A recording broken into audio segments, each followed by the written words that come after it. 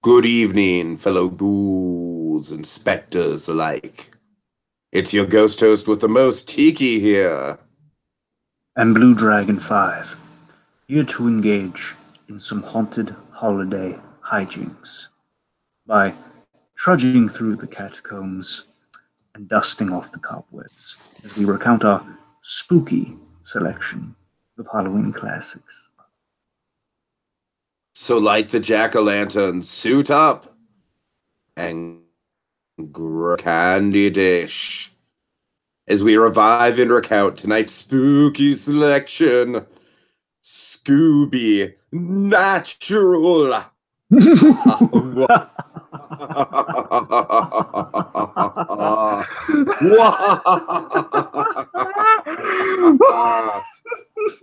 Laugh with me, Freakazoid. Laugh with me.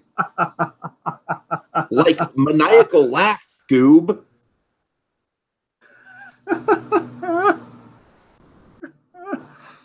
Oh boy. Okay. So, Dragon, here we are. We are at the penultimate installment. It is just a couple days before Halloween. How you feeling? Spooky. Yeah, so folks, we decided to this year do something that is very conceptually really appealing. But the thing about it is that Dragon and I have never watched the show that this is kind of spinning off from. Of course, we're longtime Scooby-Doo fans. Who isn't? You know, we don't need to go into our nostalgia for Scooby-Doo. We'll kind of do course in the episode. But Dragon, you and I, we know next to nothing about Supernatural. Let me put it to you this way, all right? I know not basically. Let me put it to you this way, all right? I know roughly 10% about the series as a whole, which I think means Tiki knows 5% comparatively. Basically, I barely know the premise of this show. I barely know the premise. Like the most I've watched the show is like the first 5 minutes of the pilot. That's not reflecting on the pilot. I tried and I just kind of got distracted with other things. Because after I watched I started with ScoobyNatural, and then I tried to go back and watch I watched the first episode, and then kind of got away from me. And basically, all I know is I can lay it out. It's like less than 5 things. I can count off about what I know about this show. It's very simple. Premise is you got two brothers, Sam and Dean. Something supernatural happened to their mother. Either she was killed or basically possessed by some sort of demon thing. The point is something supernatural happened to her, and the boys were kind of taken cross country by their father. Going basically as they reference in this episode, driven from place to place. And years later, life kind of got in the way, and then they kind of drifted apart. And years later, by the time Supernatural starts, because it starts with the origin, then like years later, the brothers reconnect, and they basically kind of solve mysteries with each other and kind of foil actual supernatural occurrences. And by season 4, they meet their kind of the third of their trio, which is Castiel, and that's pretty much all. That's all I know about Supernatural. And Jensen Ackles. Jensen Ackles plays Dean Winchester, and I know Jensen Ackles because he was the Red Hood in Batman Under the Red Hood. Did an excellent job in it. Dragon, I'm also I'm like 80% sure that Jeffrey Dean Morgan is the father in this show. I think you're right, but again, it's 10%, folks. I can't even substantiate that. I think he's right. I think, but I really don't know. All right. So yeah, also there's the car's name is Baby, and there's a really good episode that's from the perspective of the car, which either was nominated for something or it's a fan favorite episode because Dean loves his car and they named it Baby. And I know one last thing because literally this is absolutely it, folks. Everything I know about Supernatural outside of this episode. There's this clip online of Dean. He throws this. He basically has like luck powers for an episode, and he throws a pen into a gun. He basically disarms two guys very easily, and he has a great line, "I'm Batman." Of course, very ironic given again his ties to Batman through Under the Red Hood with the whole Red Hood story, and again that's the main reason. Again, the main reason Scooby-Natural's like remotely on my radar outside the whole hey Scooby-Doo's coming back is the fact that It's the promos, Steve. The CW always have these promos they keep jamming down your throat. At the end of an episode of something you're watching, like Arrow or anything you're watching, or Flash, they always have like the stars of a different CW show at the very end of the episode as like the credits are rolling saying, check out this other CW show, and check out Supernatural this night. It's like always on my like, this is Jared Padalecki, this is this is Jensen Ackles. It's like they condition you for it. It's always been kind of in the back of my mind. Like, the Supernatural shows all over the place. So so finally they got me to watch an episode from start to finish. Yeah, kind of generally my thoughts on the episode, though, Dragon, knowing nothing about Supernatural. I think this episode was a really, really clever and inventive way to kind of get into the supernatural side of like what a cartoon is, playing with cartoon rules and physics, like the idea of world building within a cartoon. I mean, I can't wait to break down some of this stuff because we really get some fun perspective on the whole idea of animation and is, at whole. I mean, there's some really interesting things going on here. Oh, yeah. All right. Okay, that said, so the episode starts with a giant plushie. Yeah, so we're really kind of in the middle of the action here with Sam and Dean just kind of doing what they usually do, but to a really kind of ridiculous extent here, where they're and bear in mind, folks, this is the crazy thing, Tiki. It's the only other I'm sorry, this is the absolute last thing. It's season 13, apparently. It's season 13 of Supernatural. I think it's the most out of left field we've jumped into a show. It's like, really, let's jump into like season 13. Let's just jump in the first time we're ever talking about Supernatural. Let's just do season 13. We thought we were bold for jumping into like season 4 of Once Upon a Time. Yeah.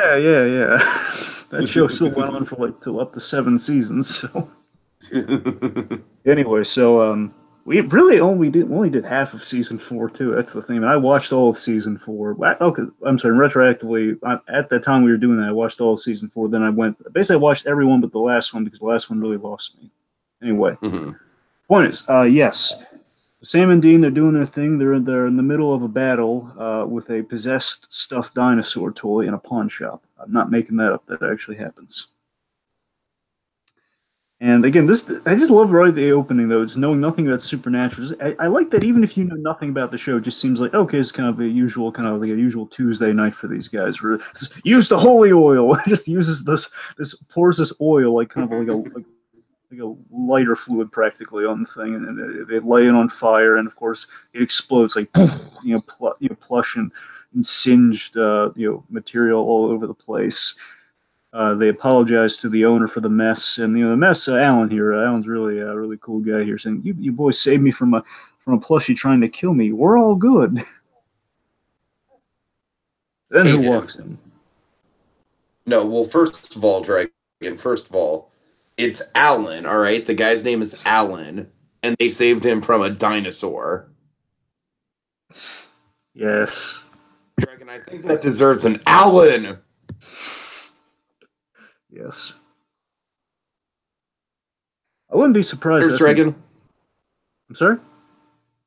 I said who enters, but yeah, I agree. I wouldn't be surprised if it was intentional either. Yeah, Jay enters. This kind of bug-eyed, weird-looking guy named Jay walks in. So Jay walks in. He's from next door. He's kind of checking in, and of course the brothers. I get a sense is a recurring thing where the brothers kind of come up with like a lame excuse here, like what just happened? They're looking to each other. Did they do this? Like no. The brothers look to each other and says, "Defective batteries." Defective batteries and the thing. That's the last time we left from Moosylvania. So we learned that Jay, and this is important for the ending here. This is very important. So Jay's the owner. Alan introduces the boys to Jay here, and again, just for reference, the only very cursory knowledge, mainly on this episode. Alan's like a one-shot character. Alan's not in the whole series. He seems like a character who'd be like a regular though. I kind of got that impression while I was watching. This Alan guy seems awfully familiar with these guys, but no, they're just blowing through town as meet a guy. Very Scooby-Doo-esque in itself. Yeah.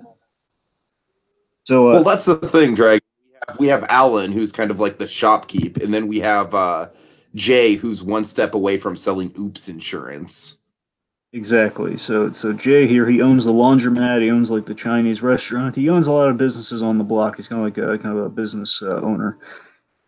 And the brothers kind of off to the side here. They summarize what's happening here. Why that they summarize the usual shtick from what I gathered from this, mainly from this episode. I gathered a lot of this is us reading in the context. So if we're wrong, folks, about Supernatural, you understand. We've only watched this one episode in its entirety. The rest is like a minute summary. That's all we got for the whole of Supernatural. So forgive us if The we're rest missing it. is like a deep haze. It's like a blank slate.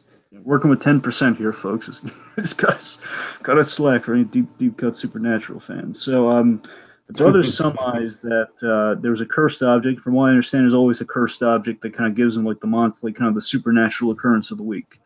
Especially if there's a ghost, I guess. If there's a spirit, there's a possession. There's always a cursed object of some kind involved. So okay, what brought Barney to life here? It was a cursed object.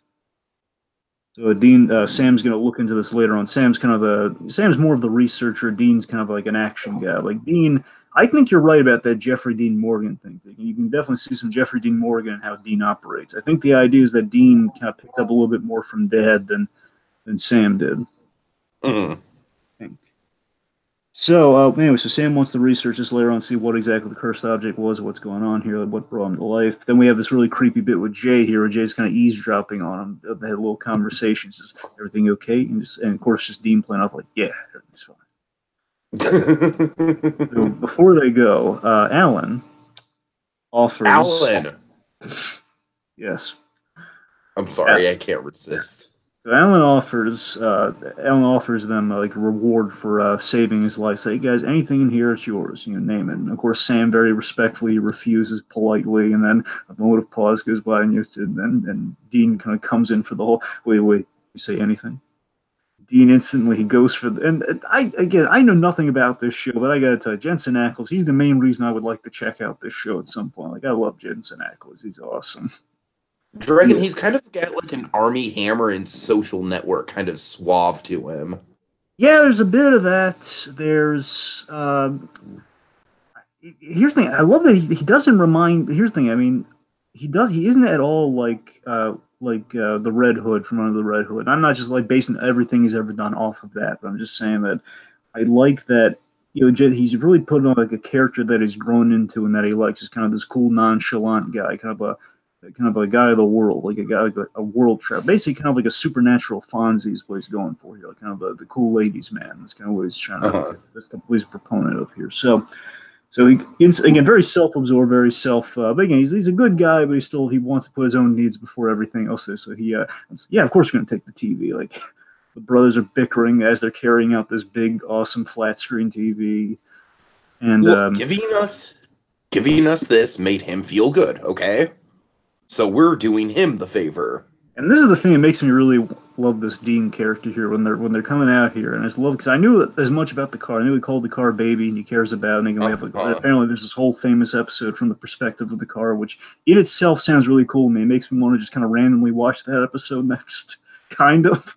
I don't know if I'm going to do that, but it just kind of makes me want to. The point is, I love how he personifies all the beloved items that he owns here because he says, hey, easy. Take it easy. She's delicate.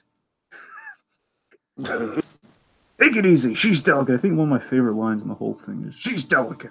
Anyway, so they pass Jay when they're doing that. That's going to be very important. Kind of like a little heist detail from Brooklyn Nine-Nine. There, just like little remember this, folks. It's going to come back. So the boys return to the bunker. I could see this guy being young Han Solo Dragon. I could too. You know who else I could see as a young Han Solo? Jamie Costa. I'll go straight. The fan film. Anyway, so. Okay. No, I got you there. There was kind of a Han Solo. I don't disagree with you, but I mean, I don't think this guy would do a better job than.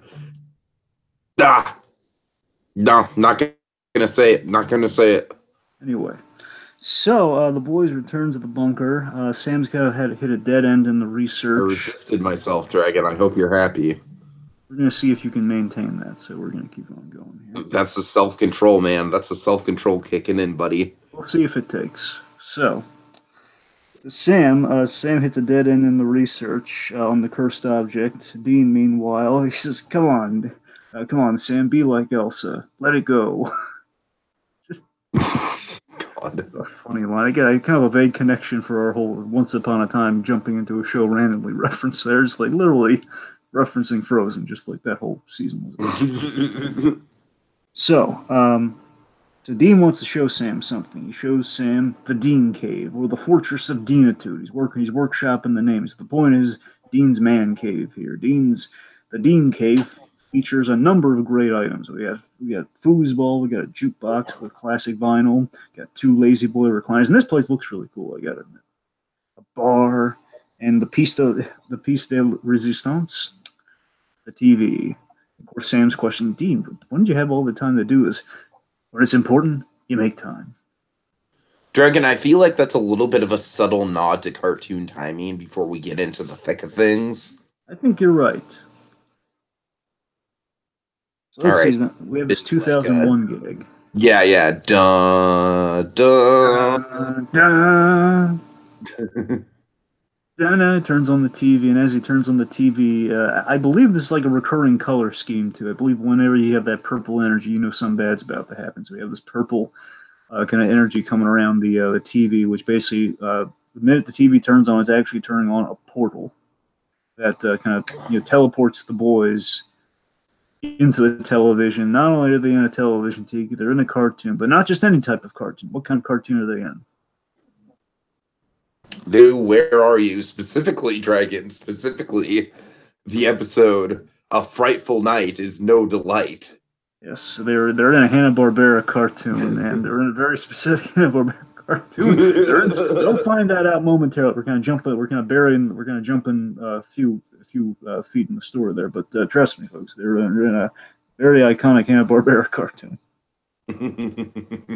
So initially, Sam's like, "Oh, this got to be a dream, right? Like we're cartoons. Like you're a cartoon, I'm a cartoon. Like what's going on?" And he slaps his brother, and of course, cartoon physics slap. It's like the handprint is like imprinted for just like he's Plastic Man or something. Let's see. So they're questioning like, what the heck's going on here? It's like, okay, could it be an angel? Could it be the trickster? But the trickster's dead, or is he? God, that's hilarious. Just like I have no idea what this take on the trickster is. All I know is it's not Mark Hamill. Whoever this trickster is, just gotta be some sort of supernatural running gag. It's like, or is he? Because he'd be a trickster. Of course, he'd fake his death. Anyway, so then the boys realize again, like any Hanna-Barbera cartoon, especially with Hanna-Barbera's kind of parody of Cannonball Run, their love of iconic vehicles. Baby's there. Says, "Hey, why is the car there?" "I have the keys in my pocket, I guess." Wait, that's what's bothering you? That's what's weird in this situation? The boys, all they know right now. They go down the street to the malt shop, and what's parked right there, Dragon? The Mystery Machine. And I love this, Dragon. Here we get our first sense of like, okay, we're literally in Scooby-Doo. Like, we're not just in any cartoon, we're in Scooby-Doo. So we as an audience get the sense it's like it's very much a kind of a trippy concept in a way of like they're not just in a cartoon world, they're in specifically one episode. Yes. They're in, well, they're going to learn exactly what episode a little later on, Tiki, but right now they realize they're in a Scooby-Doo cartoon. No, I know. I'm just saying, like, it's like all the trademarks, just, it's like, it's almost kind of like, I don't know, I'm overcomplicating it, Dragon, but I just love the reveal of it. You're right, it is a great reveal. It's breaking the fourth wall, but within the rules of the Supernatural show, from everything I gather from it. And also, a little fun fact here, we got Ralph Gonzalez in the comments here, and he loves this episode. And he's assured us you don't need to know the story of the show to watch this episode, which again, that's what I've heard. That's what I've heard, by all intents, yeah. Which is good news for us. All right, so that's where we get our title reveal, ScoobyNatural. Yeah. All right, so they realize that we're in a Scooby-Doo cartoon, so then they go inside the place, and of course, Tiki. Now, here's the great thing about this year. We've been blessed with some really good Scooby-Doo stuff. We had this, and before this, we had Batman. Scooby-Doo meets Batman Brave and the Bold. So we've had like a lot of That was love, really good. Yeah. both in the same year and by the same studio. For all intents and purposes, by the same studio. So it's so they go inside yet another malt shop scene from that we had in that show, and now we have in that movie. Now we have it here, where they're going to the malt shop, and they're going inside the malt shop, and Dean checks. Says, Dean's geeking out all throughout this episode, and begins here where Dean's saying, "Like, look over there, it's the freaking Scooby Gang." That was kind of my delivery of the episode, Dragon. Just the excited energy. Like, it's the freaking Scooby Gang! On some level, just the fact that it's Jensen Ackles, this guy gave such a great dramatic performance in Under the Red Hood, this wonderful dramatic performance, geeking out over another animated. And I just love how the Scooby Gang is, like, in the corner, just, like, almost robotically dancing to the jukebox. Again, Tegan, what's so great, we have some walk cycles later on in this, and here we have... That's what I'm saying. That's what I'm saying. Like, it's on the same level as, like, a Peanuts dance cycle. You know what I mean? They're just kind of, like...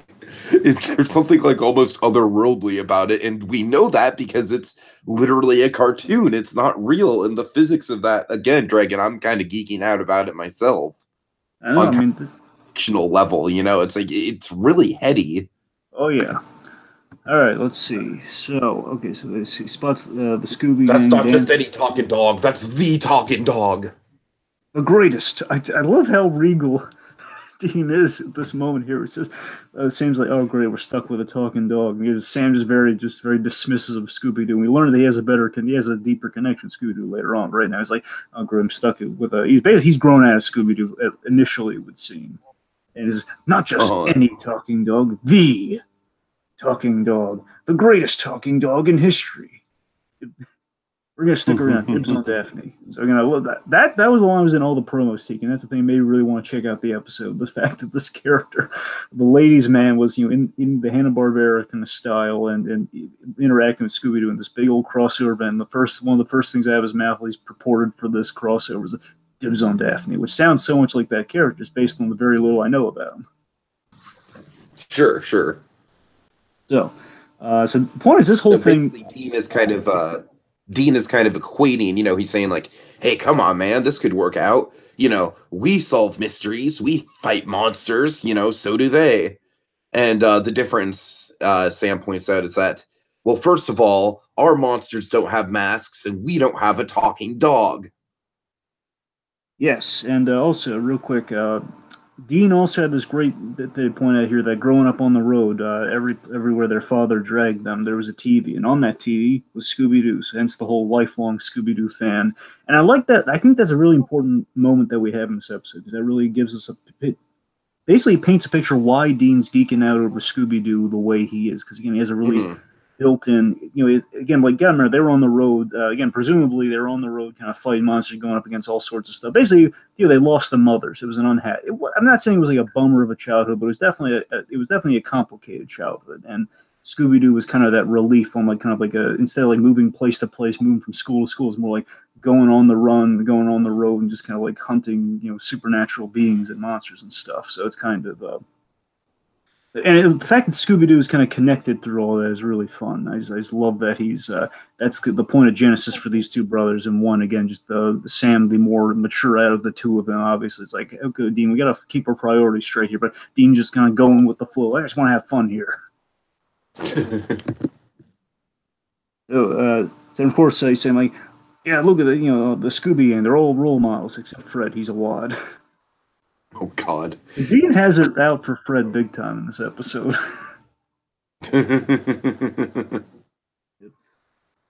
And again, I think it's such a clever observation that the writers had of like realizing that Supernatural is very much kind of like a CW verse for Scooby-Doo. It is very much just kind of this, it's basically take the zombie. After 13 seasons, Dragon, I imagine that some things have to be repeated a lot, right? Certainly, I would imagine so too. Yeah. It would make sense too of like just kind of this almost like taking like a zombie island form of Scooby-Doo where the monsters are real and really running with that for a series of like, these two brothers. It's like the Hardy Boy. It's more of a Hardy Boys thing, but again, the Scooby-Doo equivalent does fit as well. Isn't that what Scooby-Doo Mystery Inc. did? Well, I mean, again, Scooby Doo Mystery, I can't. I highly recommend it. That's them kind of adding more of a logic and more like a. Basically, it was less like set in the status quo every episode. It was more like there was a growth, there was a development, there was a bigger mystery that unfolded and paid off by the end of the season. That's kind of what they do. It's mystery. So that was again. That's the next level Scooby Doo we need, and basically this what we're doing here is kind of fitting into that next level Scooby Doo we're kind of in need of at the moment, and that we've been kind of doing this year with this and Batman, Brave and the Bold. So again, like we're moving in the right direction with this sort of stuff. Gotcha. Just we need to get on a TV series again. That's the trouble because right now, basically everything outside of what they're currently doing on TV with Scooby, because right now they're doing that really that kind of factory produced style they're doing in Cartoon Network right now. Like the really dumbed down. Oh yeah. That's the unfortunate thing because again, Tiki, right before that they were doing Mystery Inc., which is a really and basically they're using the same voice cast. I think Velma's the only change, and basically. Tiki, here's the cool thing: the voice cast that we had for It's like the Teen Titans Go of Scooby-Doo Dragon. Tiki, you're absolutely correct with that. That's exactly what it is. Honestly, I hate it. And here's the thing: it's also Ben 10. They did it's the identical style to what Ben 10 is doing right now, where they're going back to zero and just doing like a cheaper, easily animated, like mundane style. Not mundane in a good way. But anyway, my point is that Tiki, like what the cast that we have for the Scooby Gang here is the same exact cast that we had in Batman Brave and the Bold. It's the same cast. And I presume they were doing these animated projects back to back. That's my theory on making this episode. I imagine they did them back to back, kept them in the studio, and just kind of brought in, basically brought in the brothers Winchester here. Okay. Anyway, so. Okay, let's see. Getting back on point here. So, where are we going?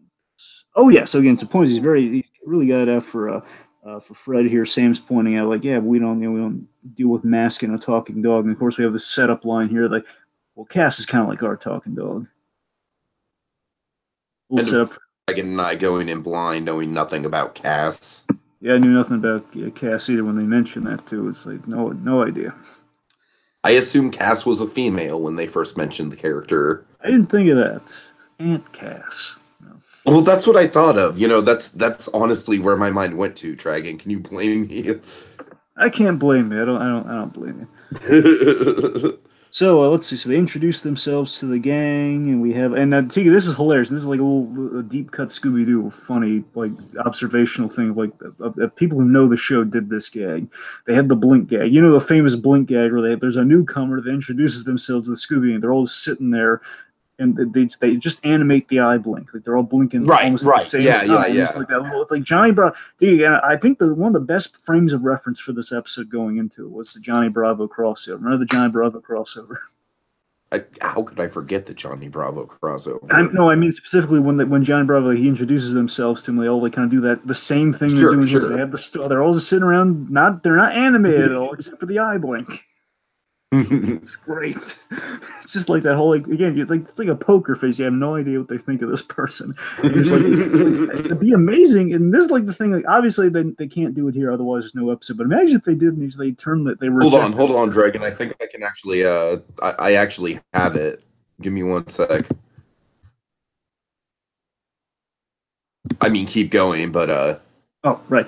Well, I mean, that's the thing. It's like you imagine, like at some point they're gonna have an interaction where they're just gonna shut the person. They're gonna shut the other person. They're like, no, we don't want you coming along with us. Get out of here. Yeah.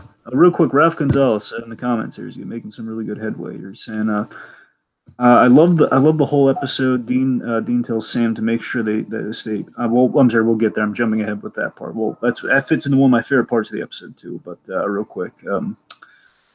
He's talking about Mystery Inc. here. Mystery Inc. was a dark show in his opinion. He didn't like the ending of the show. And again, I really got to watch that all the way through because I don't know what the mystery built to at the end. It ran for 2 seasons. I didn't watch the second season, but I watched most of the first season. That show looked really good. I really got to check that out. We both got to do that.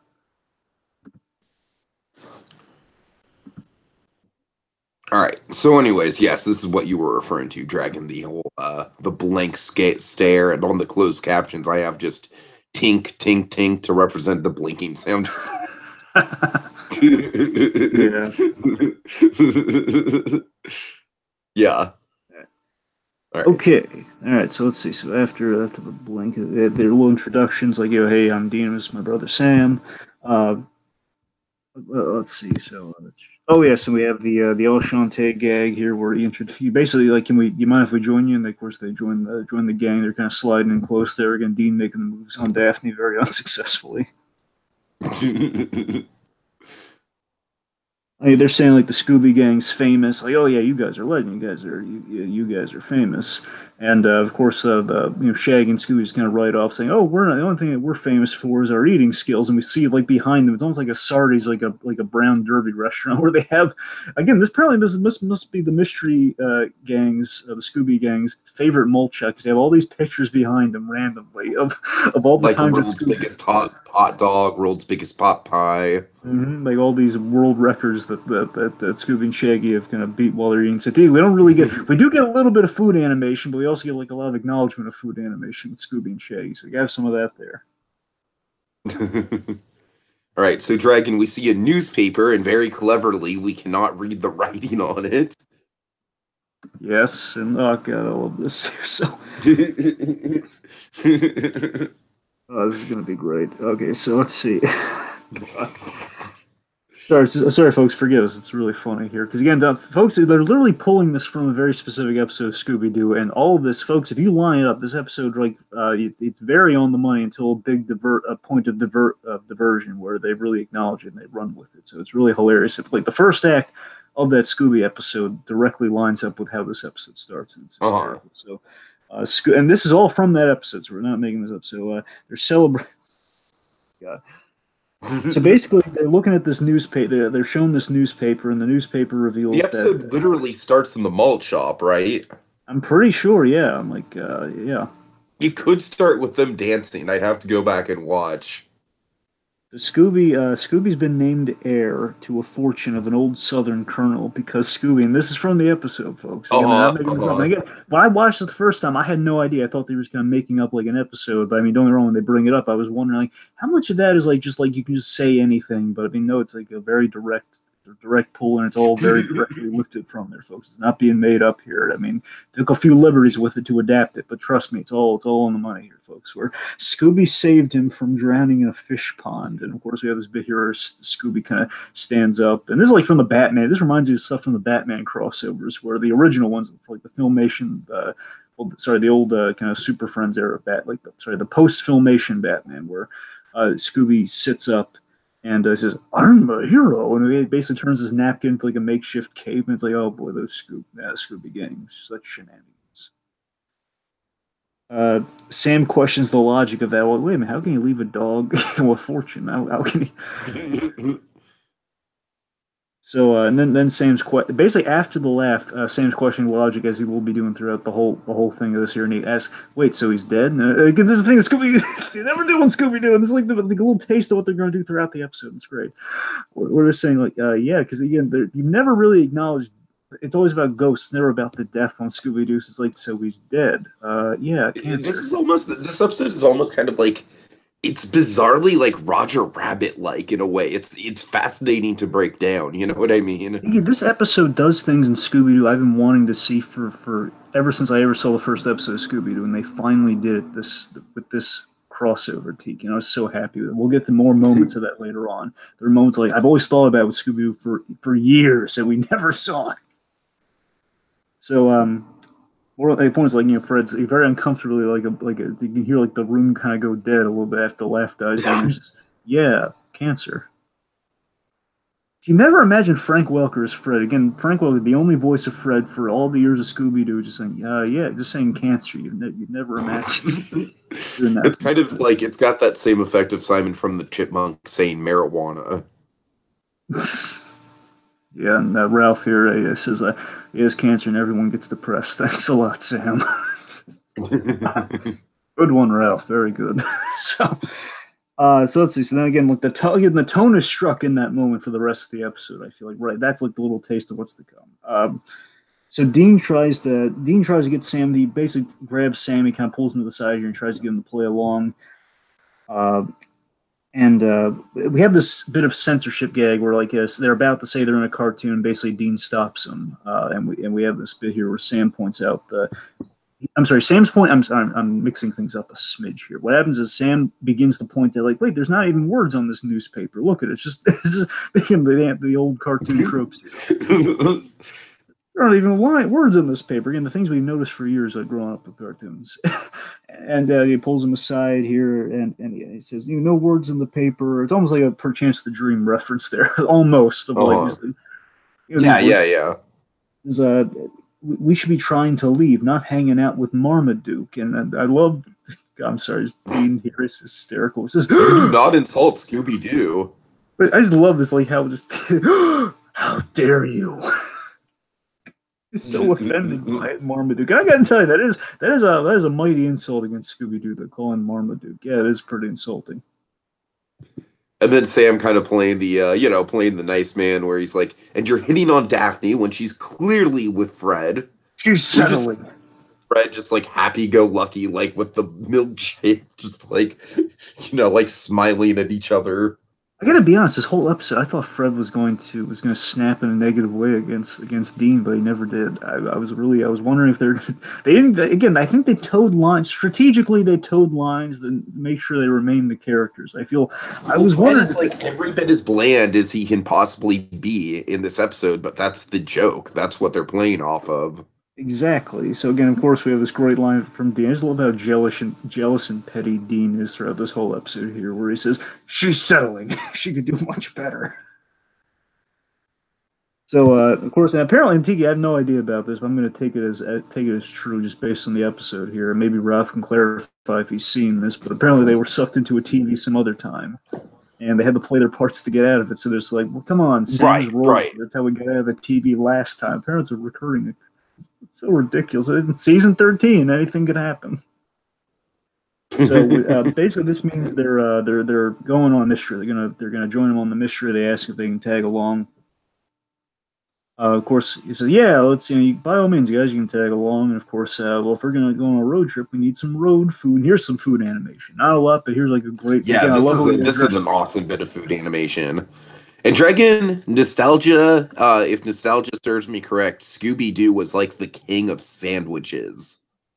Yes, the Scooby-Doo series, they know, like Tiki, I'm sure other shows have attempted, I'm sure other things in animation have done things very similar to this, but let's be frank, Tiki, you're absolutely right. Scooby-Doo is the king of the fast sandwich construction. Never have you seen a speedy sandwich construction like you've seen in Scooby-Doo. It's like shuffling a deck in Vegas, but with meats and cheeses and vegetables and such. It's astonishing, and still to this day. Like again, I love they kept the signature of it perfectly because it looked like the giant stack, and then of course like the little accordion effect. It's like great food animation. Sorry for anyone watching. Steve and I we're huge we're not foodies, but we're food animationies. We're very very big on food. Well, I'm a foodie. Speak for yourself. I'm a all right, fine. Tiki's a foodie, but I'm more of a. That's like half my Disney World vacation right there is food. All right, fine. Well, I mean, are you the guy taking? All right, you are the guy taking the picture of the food. So yeah, okay, never mind. Forgot about that. Yeah, but I am literally. The point is that we're big proponents of good quality food animation, very nostalgic food animation. Of course, Scooby definitely. Legends of Sleepy Hollow, Goofy Movie. I will still say Legend of Sleepy Hollow is the best food animation you'll ever find. Okay, anyway, getting back on point here. So the point is they constructed sandwich, and Dean's in on this because it's like Dean's in heaven this whole episode here. It's like, oh boy, so he's making a sandwich with his heroes, Shaggy and Scooby. Here's making a giant sandwich, and they do the accordion effect, and they eat their sandwiches, and Dean has his sandwich. And he's an animated character, so he can do this now. He has this giant accordion sandwich in his elongated mouth, and he's not swallowing because he's saying, Sam, look how big my mouth is. He's like on vacation. He's having a great time. All right, let's see. So cartoon physics in a really fun way. Yeah. All right, and then we have basically we kind of have a drag race to the Colonel's mansion here. Dean issues the challenge of it's like, okay, why don't you guys? Fred saying, hey, why don't you guys follow us to the Colonel's mansion? He says, oh, sure, I don't know if Baby can drive that slowly. Fred says, oh, the mystery machine's got like a few secret. Basically, it's got it's faster than it looks. And Dean's just instigating his own undoing here. And Sam's question, why do you hate Fred so much? He says, he thinks he's so cool with his perfect hair, his can-do attitude, and his stupid ascot. He's really trying to tear down Fred. It's bland, that Dean. So the two are off. Basically, again, it's an old-fashioned drag race. Feels very classic Hanna-Barbera, very kind of that Cannonball Run sort of thing. It's the two iconic cars. It's like the Mystery Machine versus God, I'm trying to think of the car from Jabberjaw. Yeah, the orange one. Remember the orange? Oh yeah, God, I know what you're talking about. Speedy or something. The one that was at the end of Johnny Bravo. That one. Yeah, Speedy maybe. Nah, I'm gonna feel so foolish here, but anyway. So they get into a race. Like they're revving the engines. The light turns. It's very American Graffiti, Dragon. Absolutely, yes. So let's see. Oh my God, I'm sorry. Ralph just kind of points something out to us here. We got to bring up here. It says Ralph on the Scooby-Doo wiki. There's an actual recipe and ingredients of the iconic sandwich Tiki. Oh my God. There's a video on YouTube of a guy explaining the actual contents of it. Oh, and the orange doom buggy of Jabberjaw. Yes, that's the one we're referring to. Yes. Anyway, I'm sorry, folks. He's remarkably on the money with this stuff. He's got a good little chat after that. Anyway, getting back on point here. So again, the guys get into a drag race here. You're right, Tiki. Very American Graffiti, very 50. Again, kind of that Scooby-Doo kind of 60s-esque kind of especially setting. with the malt shop in the background with the neon lights. Yeah. Yeah, it's like Scooby-Doo always kind of felt like a show. It's a 60s show, but feels like it's like in the 50s era almost, Uh-huh. All right, let's see. So again, they get into a race, and oddly, Baby doesn't move. Baby, basically, he drives off, and Baby's been left in the dust. And Sam's questioning this. Did you really get beat by a micro van? Left in the dust by a micro van, and we have this great delivery. And Dean just God. Dean here, he just says, the light was red. Fred! Fred! Fred! God. Jensen Ackles, he's wonderful. So then he drives off here, and importantly, and I still hold true, I think this is the reason he lost the race, by the way, because as this was happening, someone else was being portaled. We'll find that out later. Point is, with this mysterious figure is following them. And I believe this mysterious figure is the reason they lost. More on that later. Mysterious trench-coated figure. Could it be John Constantine? Probably not. John Constantine. So, let's see. So, Dean. Nice, Dragon. I appreciate that reference. So, let's see. So, they arrive at the mansion. Of course, Dean is very infuriated. He's convinced that Fred cheated. And Dean just let it go, man. Again, kind of calling back the Frozen of it all there. Just like, unfortunately, he doesn't. I wish he would have called back directly the Elsa line. Would have been great. He says, let it go, Dean. So Dean, in this moment, now here's where we go. So Dean recognizes the cool, trippy thing of the episode. Really holds up on a rewatch here. So Dean recognizes the house, and he basically, in recognizing the house, he learns what episode this is. What episode is this, Dean? It's A Night of Frights is No Delight. Yes, from Scooby-Doo, Where Are You? Which, I gotta tell you, I think that one had the catchiest of the openings.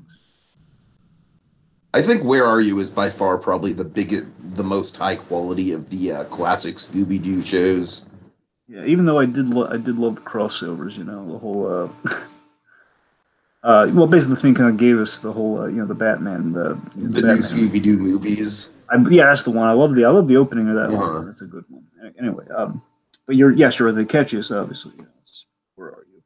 So Dean recognizes this episode. I believe it's season 1, episode 16, if I'm not mistaken, of Scooby-Doo, Where Are You? Which is interesting because, correct me if I'm wrong, this is episode 16 of season 13, right? Yes, which is awesome when you think about it. God.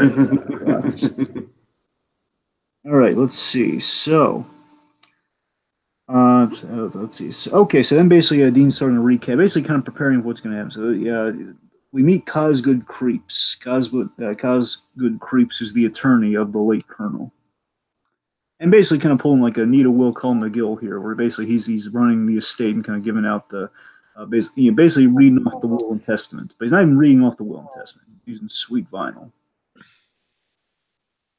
He plays this record. And Tiki, I rewatched this just to be sure. So Tiki, I'm sure you realized this when we were watching the episode. We both watched the episode to see how close this got to the episode they were adapting. Because folks, amazingly, they adapt that episode as much as they do before things go off the rails, as what happens in this episode. And this scene is the one I really want to point to because the will being read, that put on the record, and the will being read out, and all the shots, like the way this is shot, the way this is composed, is identical to that episode at the back with the paintings and everything. Yeah, it's spot on. It's spot on. It's remarkable. So basically, Cosgood. The only thing different is that the animation is a little crisper. Absolutely. Let's see. So then, basically, the records. It's the record. Classic Vinyl is acknowledging that Colonel Sanders, by the way, and of course, as I love throughout all of this, Dean's just like looking to his brother like, "Shut up! Like, don't ruin this for me." Just like the whole like Colonel Sanders. He gives him a look. Really, like, Colonel Sanders. So the record plays, and the record's basically acknowledging we introduce our four suspects here. Just cousin Simple, nephew Norval, sweet cousin Maldehyde, which of course is a gag for formaldehyde. Get it? Mm-hmm. And then cousin Slicker, and my good friend Scooby. I love on cousin Slicker. Yes, and I love Scooby-Doo giving the ridiculous pose, the identical ridiculous pose he had in the original cartoon, which is perfect. Classic Scooby pose. Oh god, they did so with the fine-tooth comb, folks. It's wonderful. So the premise of the episode and the premise of this episode as well is that each of them are entitled to a share of $1 million if they spend the night in the mansion. Whoever runs out of the place, their share gets absorbed into what's left over, essentially. So again, if one person were to remain in the house, they would get the entire share of the $1 million. That's the gag. That's the whole evil plot of it all. There, $1 million mine. Again, a very classic. It's a classic, and again, just given what we've done with I'm trying to think what we did with this recently. God, we talked about this recently on one of the Haunted Holiday Hijinks about the whole you staying the night in the creepy house. Futurama. Right. Yes, again, the old vaudeville. Again, it's borrowing from the old vaudevillian premise of stay in the house, you get the money, you get the inheritance. Which Abbott and Costello has done this, and of course Futurama has done this, and it's been done all over the place. So yeah, we're doing it here, and of course Scooby-Doo. If anyone's going to be able to patent the age-old vaudevillian, kind of classic, stay in the haunted. Part of why they chose this episode. I really this think episode in particular. I think so, Tiki. I don't know how the episode 16 thing might be coincidental, but I think they chose this episode for. I think it's one of the reasons they chose this episode. Let's see. So, it was really great cell animated backgrounds, but I love the cell animated backgrounds. This whole scene looks, even though the animation is crisper, the backgrounds are cell animated. And Tiki, you got to remember, it's so hard to do cell animation in modern day animation. It really is, and it's. Oh yeah, sure. It's a big thing. That's why we can't have Batman animated series looking the way it does today. I mean, the closest thing we've gotten was that Batman Harley Quinn thing, which again, it was nostalgic, but it wasn't great. No. My point is, I love the nostalgia of that look. The problem is, but the point is, this is good and it's nostalgic. That's what I'm getting at here. This has both of it with the cell animation. It's back and it's matching of the quality material. So, take us through what happens. So the lawyer comes through and he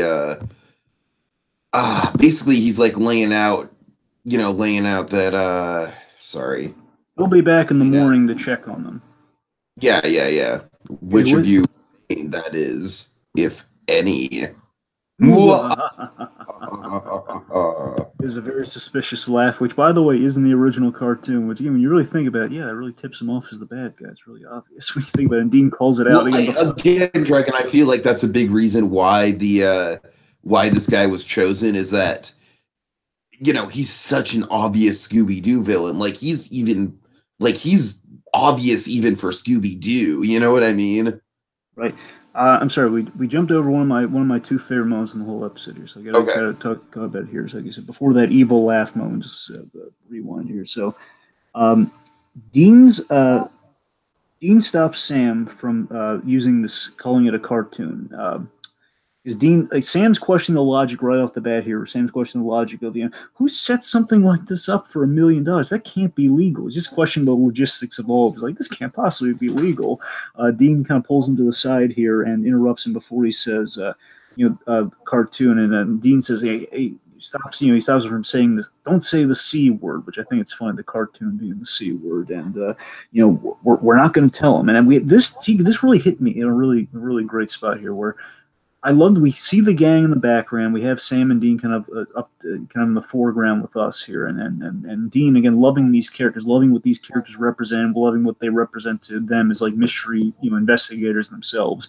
Saying, we can't, they're innocent. We're not going to, we can't tell them they're cartoons. We can't tell them about monsters and everything. I mean, what we do, they're innocent. And Pure. again, Dragon, it makes it so that the whole episode kind of has this like abstract concept thing going on. Like it's almost like an intangible reality again. Like I feel like I'm talking about the goddamn Matrix when I'm talking about this episode, honestly. But I love the pathos of that, Tiki. I love that we're going to keep it that way. We're not going to corrupt the innocence of these beloved characters. We can't crumble in their own reality. I mean, there's an ethical thing. We can't just crumble in their own reality with the knowledge that their lives. Course, later on in the episode, we see what happens when their reality comes crumbling in. Exactly, that's brilliant. So I mean, it's such a great moment, though. It's such a great moment of like, we're gonna protect these characters. So they've done so much for me. This is Dean giving back, and I love that. And I believe Ralph also echoes our. He's giving back. Yeah, he's giving back. And then Ralph earlier, he echoed the sentiment. This is the thing I was kind of saying before we got to this moment here, where it is yeah. So protecting the innocence of these characters. Seriously, one of the best moments in this thing. Another moment comes up basically after the big turn. So okay. So Sam's question, okay, well, fine. We won't tell them they're cartoons, but can we skip to the end of this thing? You've seen this episode. Oh, Sam, it's the journey, not the destination. Then kind of Sam says, Orson, to give you more time with Daphne. Don't you ruin this for me. So then Cosgood says he'll be back in the morning if any of them survive. Ha. And then Dean points out, yeah, he's the bad guy. You don't say. You don't say. Then they all turn in for the night. Again, folks, this is like the different character who says we'll turn in for the night, but identically, it's the same, again, like right after he leaves, after the maniacal laugh. Yeah, let's turn in for the night. So Dean tries to bunk with Daphne very hilariously. He tries to. Oh, Dean, boys and girls don't sleep in the same room, silly. Okay, so real quick, I got to acknowledge this. So one, I love the Scooby cast. Again, I love that we use the same cast from Batman: The Brave and the Bold crossover. But what I love more so out of that Scooby cast is I love Grey Delisle as Daphne, and the more I hear of her in like kind of modern day Scooby-Doo, it's the more. And she was a perfect recasting for Daphne, and I love that Daphne does not get a lot to do necessarily. She's an object in this, but she's selling it as like someone who, like, if Fred's a square, she's the girl who loves the square, and she's not. Like, we're not cheapening Daphne at all. Like, she's playing it very straight and just like she's stuck to her script of what her character is, but she's doing it so unflaggably. It's really compelling. It's the fact that she's delivering it with such resonance of like, oh, Dean, again, it's like she's selling it the crap out of this whole. Oh, Dean, girls, it's such a 50s mentality, and again, like it's the fact that these characters are characters who are not designed to change. And don't get me wrong, I'm not saying when years later we get to something like Miss Shrink, we can't play with that a little bit. But again, on the whole, we got to keep these characters static and got to keep them in their box. And I love the impossibility of kind of this cartoon logic here where Dean can't mess with the programming here. Dean can't, he can't really. Again, it's like some Matrix level shit, Dragon. That's what I'm saying. And you're right. And that's brilliant about the episode, though. It's the fact that he can't change, she's going to be attracted to Fred. And as compelling, again, like, Dean, he's the charmer. The ladies love Dean. As charming as the guy is, he can't get Daphne off of Fred. And it's like, it's an impossibility. So again, it's Grey DeLisle's too. Just Grey Griffin more. I'm sorry, I want to respect both names there. Grey Griffin. She's absolutely wonderful in the role. And it's one of my favorites. Like, yeah, I was like every time I watch like her as Daphne in one of these Scooby-Doo animated things. Like, that's my girl. Yeah, there she is. She's doing an excellent job. Yay, go Delisle, go Grey. Yeah. Okay, so getting back to the episode here. So I guess and Fred just instantly comes in after Dean's disappointed here. Guess you're with me, Slugger. Awesome. So this still sticks to the episode, the original Scooby-Doo episode where Fred's basically being like, "Don't worry, Shaggy, don't worry, Scooby, I'll stay the night with you." Yep. So so Fred's reassuring everybody, and while this is happening, Dean enters. Sorry, this guy's really funny. But so Dean enters in a nightgown, which he says it's a sleeping robe. It's like I'm wrapped in warm hugs. Meanwhile, we see the girls. The girls are, like Daphne. Daphne, she doesn't have a lot, but Delisle's, Grey Griffin selling it here. It says, "Oh, the new guys are groovy, aren't they, Velma?" And Velma's saying like that they're all right, Daphne, but Dean's all right, but that big dummy, what a lug. Haunted sheesh. You mentioned at the house. You don't think the house is haunted, do you? Earlier, so like a haunted sheesh. And Daphne thought, well, Velma, is strange because I thought you liked big lugs. I thought they were your thing. And Velma just kind of blushes here. I wonder if this is an intentional reference, but again, like something like Mystery Incorporated, which again, like proceeded, like basically we kind of entered into somewhat of a renaissance with Scooby-Doo, where again, when we bring them back in something special like this, not when Cartoon Network's equated to Scooby-Doo Go. Right. Scooby-Doo right. I feel like, I think Mystery Incorporated really kind of jump-started that era of all the good stuff we're doing Scooby-Doo right now. And what that show did is they paired Velma and Shaggy up, and Shaggy kind of like the big kind of lug in a way. And I wonder if, again, bear in mind he's a string bean, but so kind of a tall, kind of not so bright and tall. I wonder if that's somewhat of a reference to kind of what they did in that show. I wonder. Could be. Little headcanon. So, all right. So let's see. So meanwhile, as that's happening, we have this classic Scooby-Doo looking ghost making its way. And I tried looking this up, and the ghost has a few names. Sometimes here they call it a phantom. Sometimes it's the Phantom Shadow. Sometimes it's a Green Ghost. I think the official name's a Green Ghost because there were more than one of them in the original cartoons. Basically, it's a Green Phantom. Make it easy here. So we have this classic-looking Scooby-Doo Phantom Ghost kind of flying around, which oddly enough looks a lot like the ghost that we had in Batman Brave and the Bold meets Scooby-Doo. Ironically enough, yeah, it does kind of. I can see that. Let's save one again. It feels almost like if we're gonna blow this Matrix things out of proportion here, Tiki. It's like if there's a shared universe here. If this is the same Scooby gang that met Batman earlier on. If it's the same group, it's the recurring Hanna-Barbera thing. We got to reuse animation models. It's a very unique ghost design. We got to reuse the ghost designs. All right, so Cousin Simple, he's brushing his teeth, and as he spits, we see this chill come out of his mouth. Again, we kind of take the familiar with Scooby-Doo, and then we add the supernatural flourish to it. So this is where the episode slowly begins to come off the rails. Well, it's about to come off the rails in a big way. So we have this chill. We see this purple energy on the ghost, and the ghost turns from like a Scooby-Doo ghost to this ghost with teeth and a knife. Wow. And it's the guy screams. We have this horror cut from the guy screaming, the Scooby-Doo yawning. Right. The rest? I believe now we're seeing Dean going over the Scooby-Doo cliches, or going over the episode, right? Yes. So basically, as the Scooby gang's sleeping, like Scooby's yawning right now, the brothers Winchester are Dean's chowing on yet another sandwich. Yeah, I love how he's just got another sandwich just chowing down. Yeah. I'm going to go as far as to say this to you. I think it's a reference to Scooby. Again, they had to change a few details here because now things are about to go off the rails. But originally what happened in the episode, if I'm recalling it correctly, is that Scooby was in the bathtub, and he fell into the bathtub or something, and he triggered a lever that led to basically led to the basement. And aside from that, they were like Shaggy was there. He was making this big old sandwich. So basically, they gave Dean the sandwich, and Scooby they kind of got rid of all that. Basically, how the episode was supposed to go, because what happens here. So I mean, I guess the idea is Scooby's going to wake up, and then the episode would have gone as it usually does. But then we had something else happen. As Dean says, "Okay, look, don't worry, don't get all stressed out. Here's what's going to happen. We're just waiting for."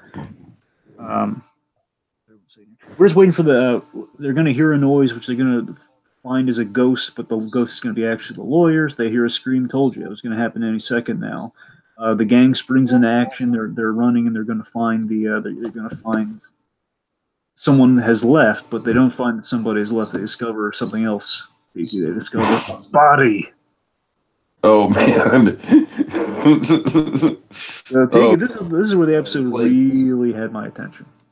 Yep, and it's just kind of like, okay, it's really dead. It's squirting out blood. There's like literally a pool of its own blood. Yep. See, in the original episode, as Dean points out, it was like they had dummies, mannequins and dummy bodies in there. In this case, no, it's an actual body, actual blood. And they all had their catchphrases in this moment, by the way. Jinkies, jeepers, zoinks, rut-row, son of a SOB from Dean. They're just like, oh my god, like an actual body, actual death. What's going on here? That's not right. So, okay, we're screwed. So. Death on Scooby-Doo, something we've never murder on Scooby-Doo. More accurately, we've never had murder on Scooby-Doo to this extent. Never. And this is the stuff I was geeking out over. Nips, like stuff I've always wondered about in Scooby-Doo for years. Like, why don't they ever fight the ghosts when they run into them, or stuff like why don't they fight the ghosts? Like, why aren't there any people having. What if people died from consequence of this sort of thing? Like, what with the liability of these landowners trying to scare people? Like, why don't we ever acknowledge this sort of stuff? Right. And we're finally doing it. There's a dead body, and we can get away with it because we have the supernatural element attached to this whole episode. It's all wonderful. So, okay, let's see. So we cut back from commercial here, and now this is hilarious. Now this is where we're getting the whole Matrix effect of it all. This is where it really kicks in. So. Oh yeah. So Fred's going into his catchphrase, all smiles and everything, not picking up on this, and he's saying, "Well, gang, it looks like we have another mystery on our hands." And then Sam points out, "Come on, Fred, the man's dead. Show love." I just love this dragon. It goes so far off. It's just like, okay, yeah, there's something fundamentally off about this whole scenario right now. And Dean's just trying to spin yeah, Fred, a little respect. Some of these are. Yeah, it's such a jerk, isn't he, Daphne? Not really. Again, Greg. Not really, no. She's not doing a lot, but again, her in that framework, Tiki, is cracking me up. It's just not really. Oh, God. She's sticking by her dope. She's sticking by him, and I love it. All right, let's see. So the gang's looking for clues. Again, instinctually, they're all looking for clues, not pausing for a moment of, dead body. They're literally, on autopilot, Dragon. Again, until things really start to go wrong, they're just okay, we're not picking up again. It's like the antibodies haven't detected the virus yet. Fascinating. It's honestly fascinating. This is man. This episode would be such a head trip, Dragon, but I love it. I'm gonna be honest. I think it's the smartest thing we've ever talked about in Haunted Holiday Hijinks. I think you're right. Dragon, and how that's just. Oh man, I'm just literally kind of cracking up about it, just how deep it is. All right, let's see. So Dean points out that there's a murder, and there's never a murder in a Scooby-Doo episode. Which again, here's the other moment. Again, this is the other thing. I'm sure Ralph is simpatico with me here. This is the other moment that really had me pull at the heartstrings for me. I love this moment. It's one of my favorite moments in the entire episode here, where Dean realizes the danger that they're all in. He says, he panics at a murder in Scooby-Doo, which means, Sam initially says, well, we could die. And then here's the moment that melts my heart here. And I love this with Dean here, and it's the way he delivers. He says, doesn't matter if we die. Scooby-Doo could die. And I'm not going to let that happen. I'd take a bullet. Now, that is some stakes, Dragon. That is some stakes.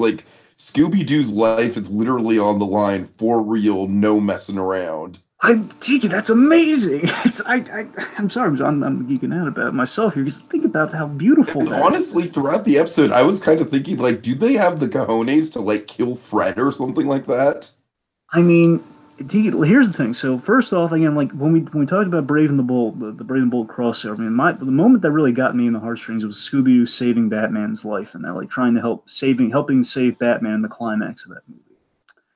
And I mean, this to me just really got me to the fact that Scooby Doo, this icon, this character that Dean loves so much, like he could die, and he's determined, like I'm not going to let that happen. Then we have this again, it's kind of a silly line following that, but still, it doesn't undercut the severity and kind of the stakes that we would never in a million years have with Scooby Doo. And again, it's the fact that even in the movies, like there's always be like, don't get me wrong, there's danger, and only really in the movies, like like when I say the movies, folks, I mean like the good movies. I mean the original three, the Witch's Ghost, Zombie Island, Alien Invasion. I guess the fourth one too would be Cyber Chase, but let's just face Cyber Chase, yeah, that was a good quadrology.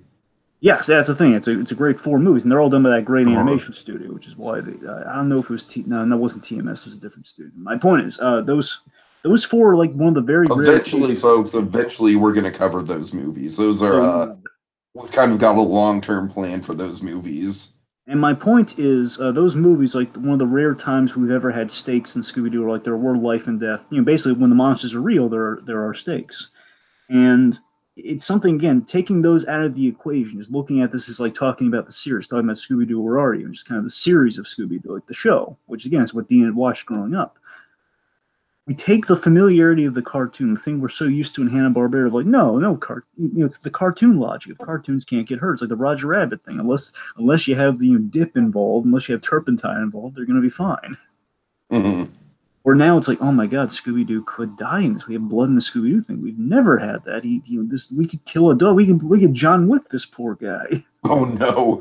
Oh no! We don't want to do that. I mean, we can't do that. And again, it's that severity and that mind blowing concept followed by that whole I take a bullet for that dog, which again is silly, but still has the dramatic heft to it. It's just a mind blowingly fantastic moment in this whole episode. So again, we set up our stakes for the whole episode. The Winchester brothers are going to save the Scooby Gang, and of course Scooby Doo himself. So they got a mission. As that mission unfolds, they're going to help solve the mysteries. What's the next step? What happens?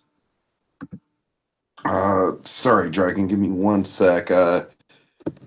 Basically, they're is this the part where they plan to where they're debating, like Velma's debating like the impossible and everything? Yeah, basically Velma's she's they're basically they're feeling out the options here. Like, and Velma's just going on like a ridiculous little. Again, she's going that programming mode, Tiki here, where she's just basically going through like the usual. Like, she goes through all the cliches of stuff that she said for hundreds of episodes here. Says initially they're saying, "What would a ghost want with money?" And then she goes the whole Sherlock Holmesian thing of like, we eliminate the impossible, which creates the possible, which only leaves the possible. And again, she's just going through all of this, which we, the audience, knows is not going to help them at all in this episode. Right, right. As she's saying this, we have this figure from the outside in the light. Yes, the shadowy figure, Luminon, and Dean and Sam prepare to attack again, kind of supernatural fashion. Before they do, Fred's just springing into action here and just throws a curtain on it because again, Fred's usually the action hero in Scooby Doo. Right, right. And kind of a Mr. Rogers of action heroes in the grand scheme of things. I can see that. He kind of curtain wraps him, and then we reveal again. I like that Fred gets to kind of like reveal him in kind of a Scooby Doo fashion. Here, they take the curtain off and reveal. We reveal. I'm sorry, Dragon. I already forgot the name. I'm so Castiel. sorry. We reveal Castiel. Castiel. Yes. I'm like, give me a break, Dragon. I've literally never watched the show. He gets 3 characters. All right. I'm sorry. All right. The point is, it's Castiel, and we reveal. You know I'm bad with names. We are on the same playing field with this Tiki. 3 characters. Yes, we're on the same playing field with this, but you're on a much different playing field when it comes to memory, sir. Anyway, so Castiel. So we reveal him, and Daphne's like, Neato. So he meets the gang. I always love Cass. He's just like shaking the hand of everybody, like shaking Scooby and Shaggy's hands. There's Shaggy's just like Castiel, huh? Sounds like a fancy Italian joint. yeah. So he's shaking Scooby-Doo's hands like, pleasure to meet you. And of course, the Castiel, the idea is Castiel, like, he looks like John Constantine. But aside from that, again, the very, very little I know about Castiel is that he was introduced in season 4, and basically he's been in it ever since. He's kind of the third of the trio. And the idea, he's the guy, like, he's, again, I really don't know. I don't know exactly what he is, but I think he's a supernatural guy in himself. Like he's either an angel Oh, or a really? demon. He's an angel or a demon or something who's in a human body. That's the gist with the guy. So Huh. that's the point is like he's the supernatural connect for the brothers as well. Like I think the elaborate story, which again I don't know everything about this. I think is that Dean was sent to hell and then Castiel got him back, and that's why they're friends. That's the gist of it. All right, that's the point.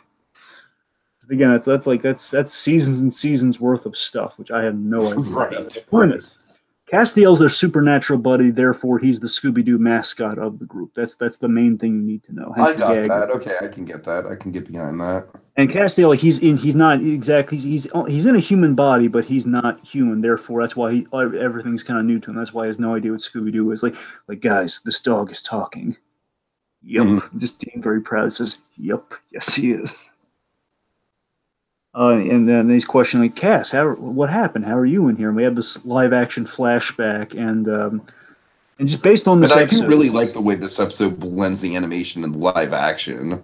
yeah, it's great. Again, something you never see with Scooby Doo, which is kind of funny with the whole non crossover of it all here. We're back at the bunker, and the Castiel's he's basically he's come back from a mission with and from what I understand, Tiki, every season of Supernatural has like this recurring plot thing they're trying to get accomplished by the end of the season, and that's where he's coming from right now. He says, "I got fruit from the tree of life," and the idea I looked this up for this episode, just for well, apparently this episode like you don't the fruit's part of like a grander plan. Like they're trying to open a portal to Apocalypse World. I have no idea what that is. They're trying to open a portal to something called Apocalypse World. They need the fruit from the tree of life. And there's this ridiculous banter from Castiel here, where again, like we don't even. I think not knowing anything about it makes it kind of funnier. I got to be honest here, where he says, "I killed I some. gotta say, I think so too. I killed some jinn. I bargained with the rest of them." And this line cracks me up. I really like that. I don't know anything about this actor. He kind of interests me. I like him. He says, I think I'm married to their queen now. I think I might be married to their queen now. So the point is, like he as he walks in, he sees the scene, like the drag race on the TV unfolding. To Sam, Dean, and again, as they rev their engines up, he gets zapped into the TV. And again, my theory is that when he got zapped in the TV, that's why Sam and Dean got left in the dust. That's my, like, and they don't acknowledge that, like I thought they would, but that's my little theory on it. No, I think you're right on though, Dragon. I could see that. And the point is, Cass has been playing This catch up ever episode kind of since. plays with the real building and kind of leaves it up to interpretation, but I like your theory. So the three guys here, well, in the cart, we're back in the cartoon now. So the three guys are basically connecting the dots here. Look, we have the purple spark. We had the killer stuff that was happened when the killer stuff dinosaur went haywire and when the TV went haywire. So they're all connected. Like whatever happened at that pawn shop is connected to what brought us here. And then the gang's like killer stuff dinosaur, and then their lame excuse. What's the lame excuse?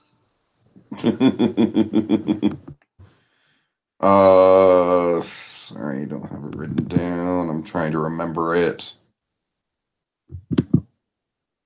I don't know, Dragon. Tell him the lame excuse. I'm sorry. It's a book we're writing called Oh yeah, about yeah, yeah, killer yeah. stuff dinosaurs. The killer stuff dinosaurs in love. Great title. Just only Fred could deliver that line. Great title. Then Scooby just like, yeah, great title.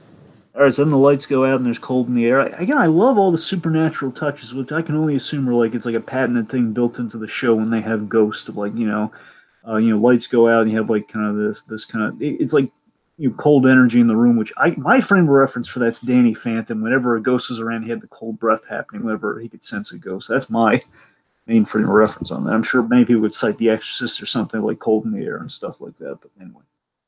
Uh, So the brothers,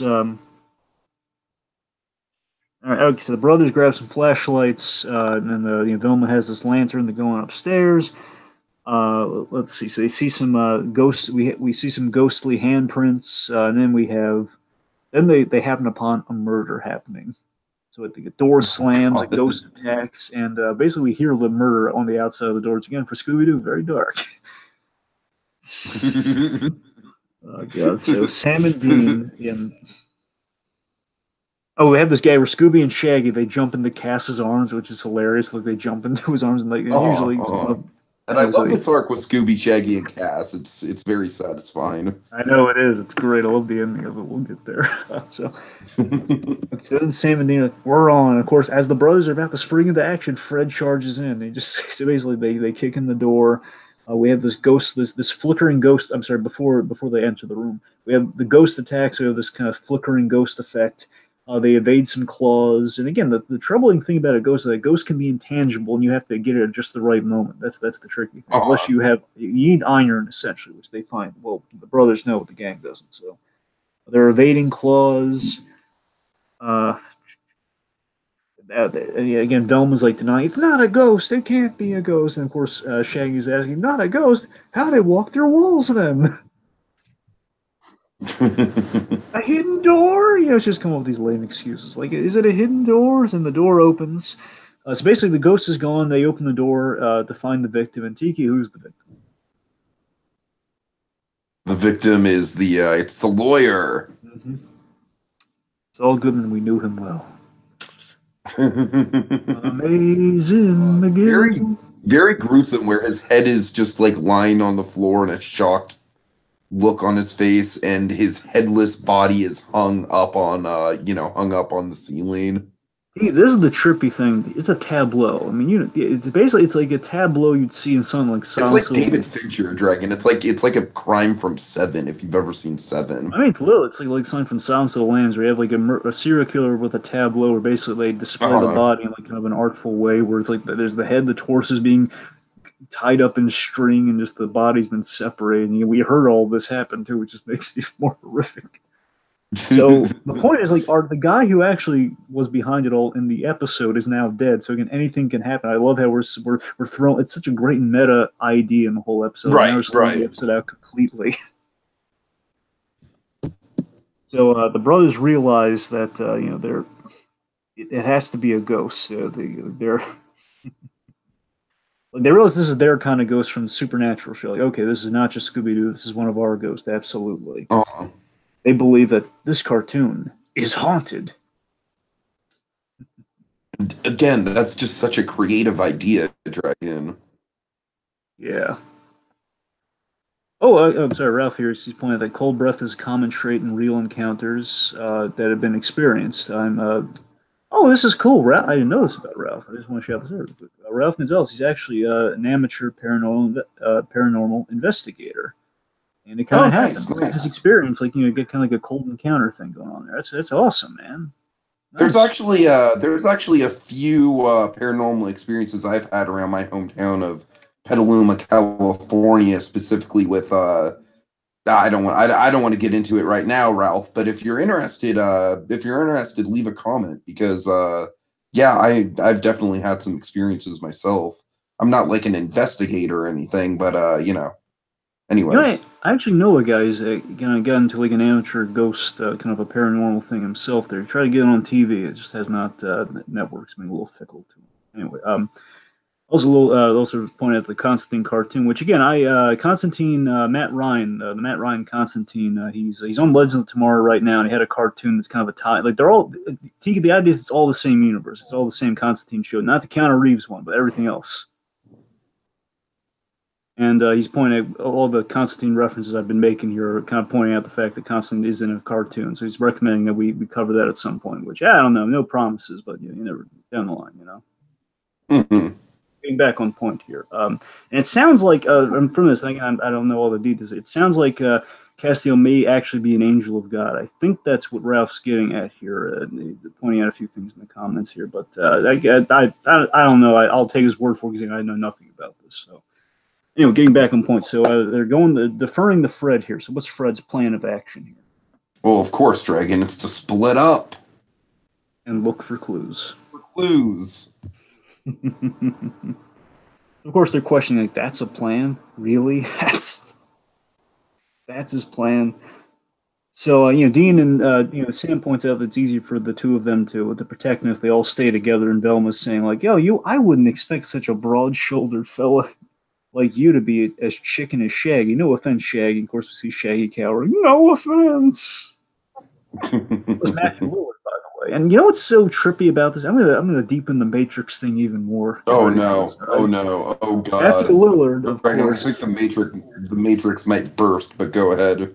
Of course, Matthew Lillard, who basically he's been playing Shaggy ever since the live action movies, and he's been kind of. I love that we've indoctrinated him to the Shaggy role. He's a great choice for him. We've been keeping him in animation. It's a great casting choice. And the fun fact is Matthew Lillard, of course, he was in a very meta, very kind of self-aware horror movie himself with Scream.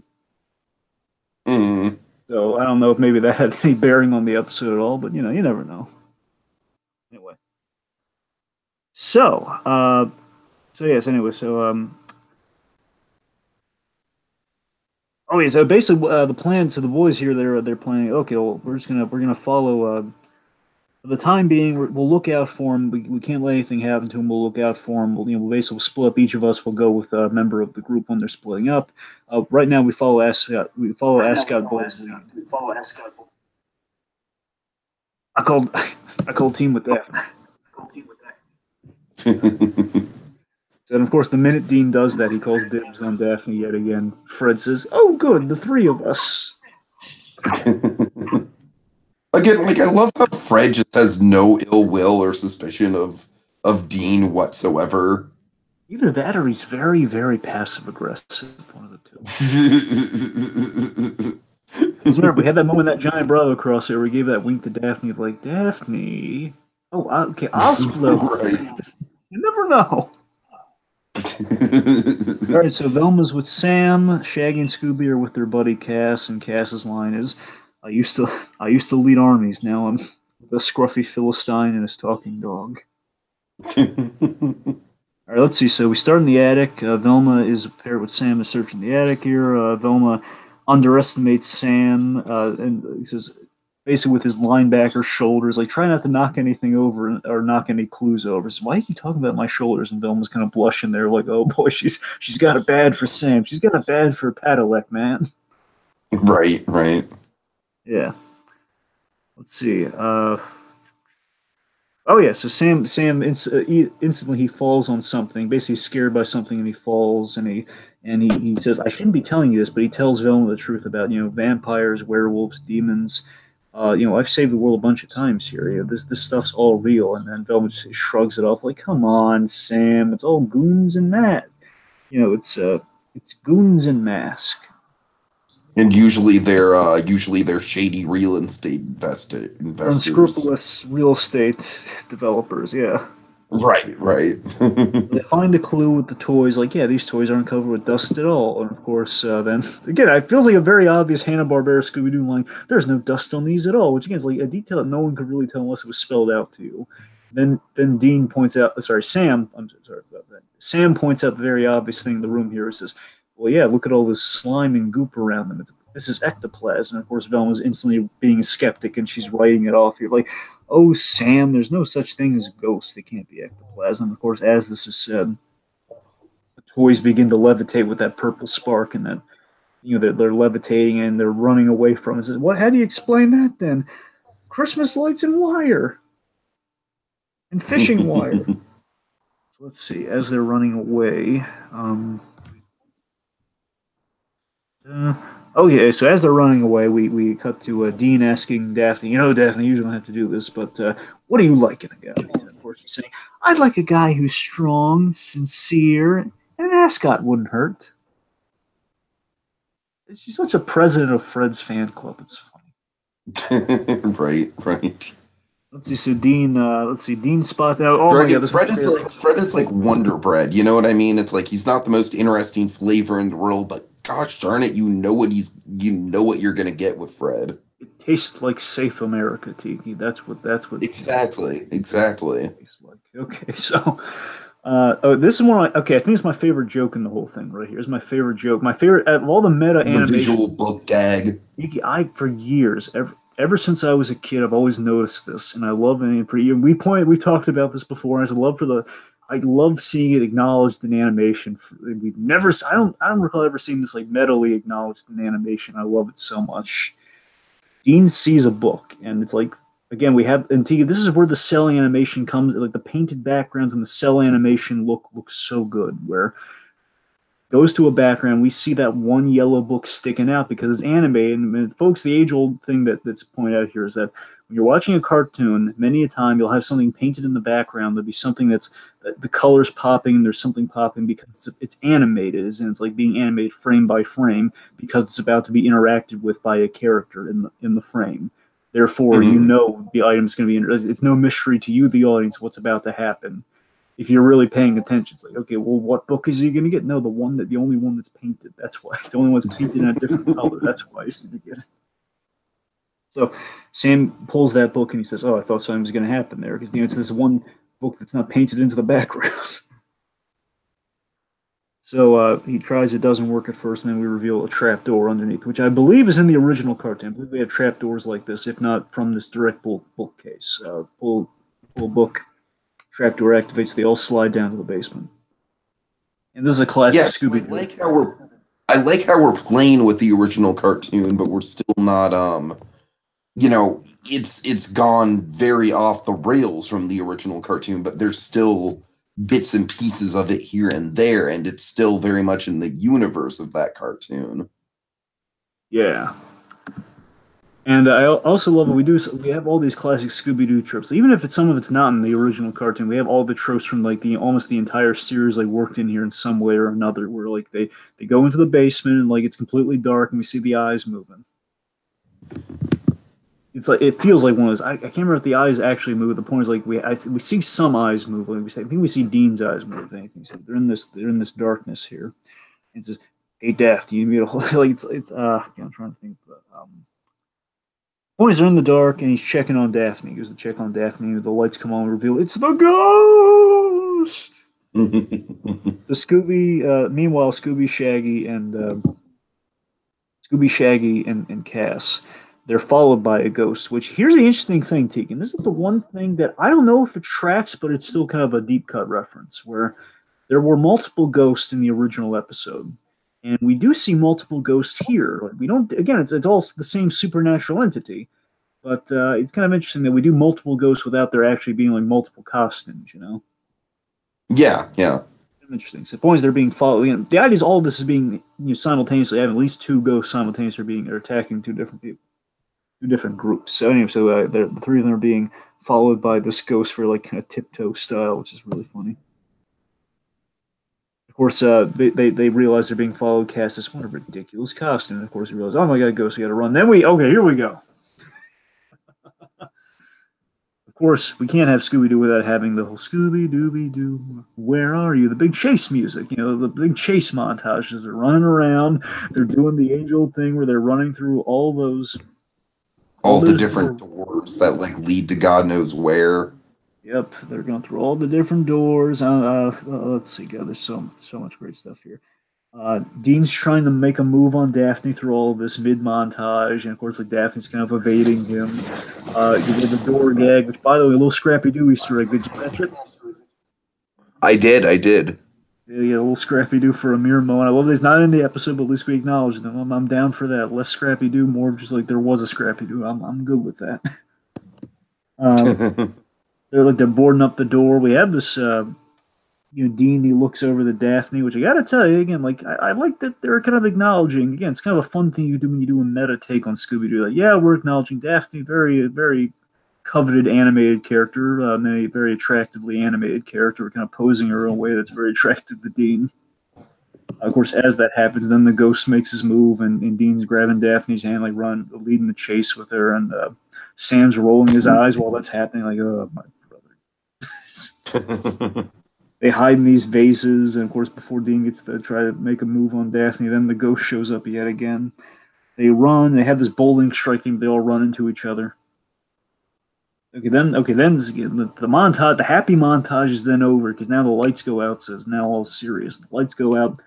They're all cornered in a room. It seems like they've almost caught him. Dean leads. Oh yeah, all right. So then we have this line here, Daphne saying that Dean almost caught him. He had him by the thigh, and of course we have Castiel saying, "Wait, what?" Almost had him. That's all that matters. Just God, Dean. So of course, skeptical Velma here, she's just saying like, oh, okay, no, there's no such thing as ghost here, and of course, like she's her glasses in the room begins to frost over again. Frost meaning the ghost is present. Again, the lights have gone out. Fred gives charge again. Very foolish. If you really think about it, what is Fred's end game with all these? Like, you're going to charge into the ghost. Really right. Actual plan. It's like a more aggressive form of the Ghostbusters plan of like, get her. That's your plan. So Fred he charges into the ghost, gets knocked across the room. And this is important, Dave. This is the big old kind of this big reveal scenes right after this. So Fred gets like swatted against the wall. Velma and Daphne get levitated. Personally, they get levitated. Shaggy is tossed through a frickin' window. Mm-hmm. Very, very startling, by the way.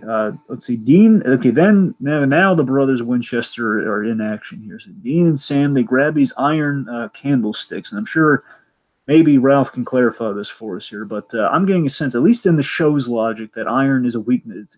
Iron is like kryptonite, or for me, my frame of reference is nth metal. In DC Universe, nth metal is what Hawkman and Hawkgirl use. It's like this metal that you use to fight ghosts within the DC Universe. I'm going to take a guess that in some ancient studyings of ghosts, that iron is like literal nth metal you can use in the real world to fight a ghost. Like it battles the intangible ghost. Like a certain metal will do this. The point is these iron candlesticks against the ghost, which kind of wards them off. They both catch the girls. Very nice.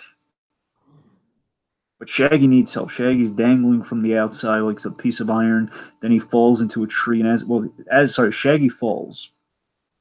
As he falls, we have this really nice moment here where Scooby dives after Shaggy to save him, which is cool. But again, remember, Scooby is in very mortal danger right here. This fall could kill the two of them. And Cass dives here, man. First of all, we have the Superman reference. Right? After Scooby dives to grab Shaggy, Shaggy is, "You've got me. Who's got you?" Very Margot Kidder-esque. So then awesome. I love how Cass's jacket forms kind of like a parachute. Yeah, he dives right out the window. He forms that parachute and basically slows the fall, but still he slows the fall into a tree here. Where Shaggy falls through the tree, therefore he's going to live, but he's not going to live well because as he falls right on his arm, and then we have something we've never had in Scooby-Doo: consequence. Yep. So, oh boy, here's the big scene, folks. It breaks them. This is like the Matrix glitching out, man. This is fascinating right here. This is great. So here we go with the Scooby Gang's about to have a meltdown here, starting with Shaggy. So basically they're on the ground here. Shaggy, they all come downstairs and they see Shaggy has broken his arm. And it's broken my arm. I've jumped in, and I love Matthew Lillard just losing it here. Just says, "I've jumped out of a biplane in a museum, and I was fine. How does this happen?" Just losing it. Of course, like Velma saying, "Wires," and then of course, like, okay, guys, we gotta tell them the truth. And they reluctantly tell them the truth. It's not a guy in a costume. It's all true. And then Velma saying, "You mean all the stuff you told me it was true?" I thought I was blind without my glasses. I'm just blind, period. And then now they're all losing it right here. You want to tell them about it? Yeah, well, basically they just go into an existential crisis. Daphne's the thing that breaks me in this scene here. This is the thing that makes me laugh my head off here. One Fred's like banging his head. And basically, all realize that Ghost and Goblin, all the monsters and everything are real and they are out there, and they've been chasing guys in costumes all these years. So Fred is banging his head against the tree. Says, "We've been going after real estate developers when they're real. We could be hunting Dracula." Like bang, bang. My life choices. Yes, and Daphne's the one who cracks me up here. Daphne says, "Is there an afterlife? Is there a heaven? Is there a hell? Am I going to hell?" And of course, Shaggy saying, "I'm sorry, Tiki takes the rest.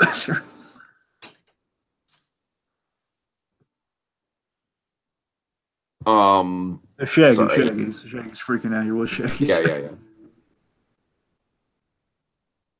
Shaggy's basically just being like, "We're doomed. We're doomed."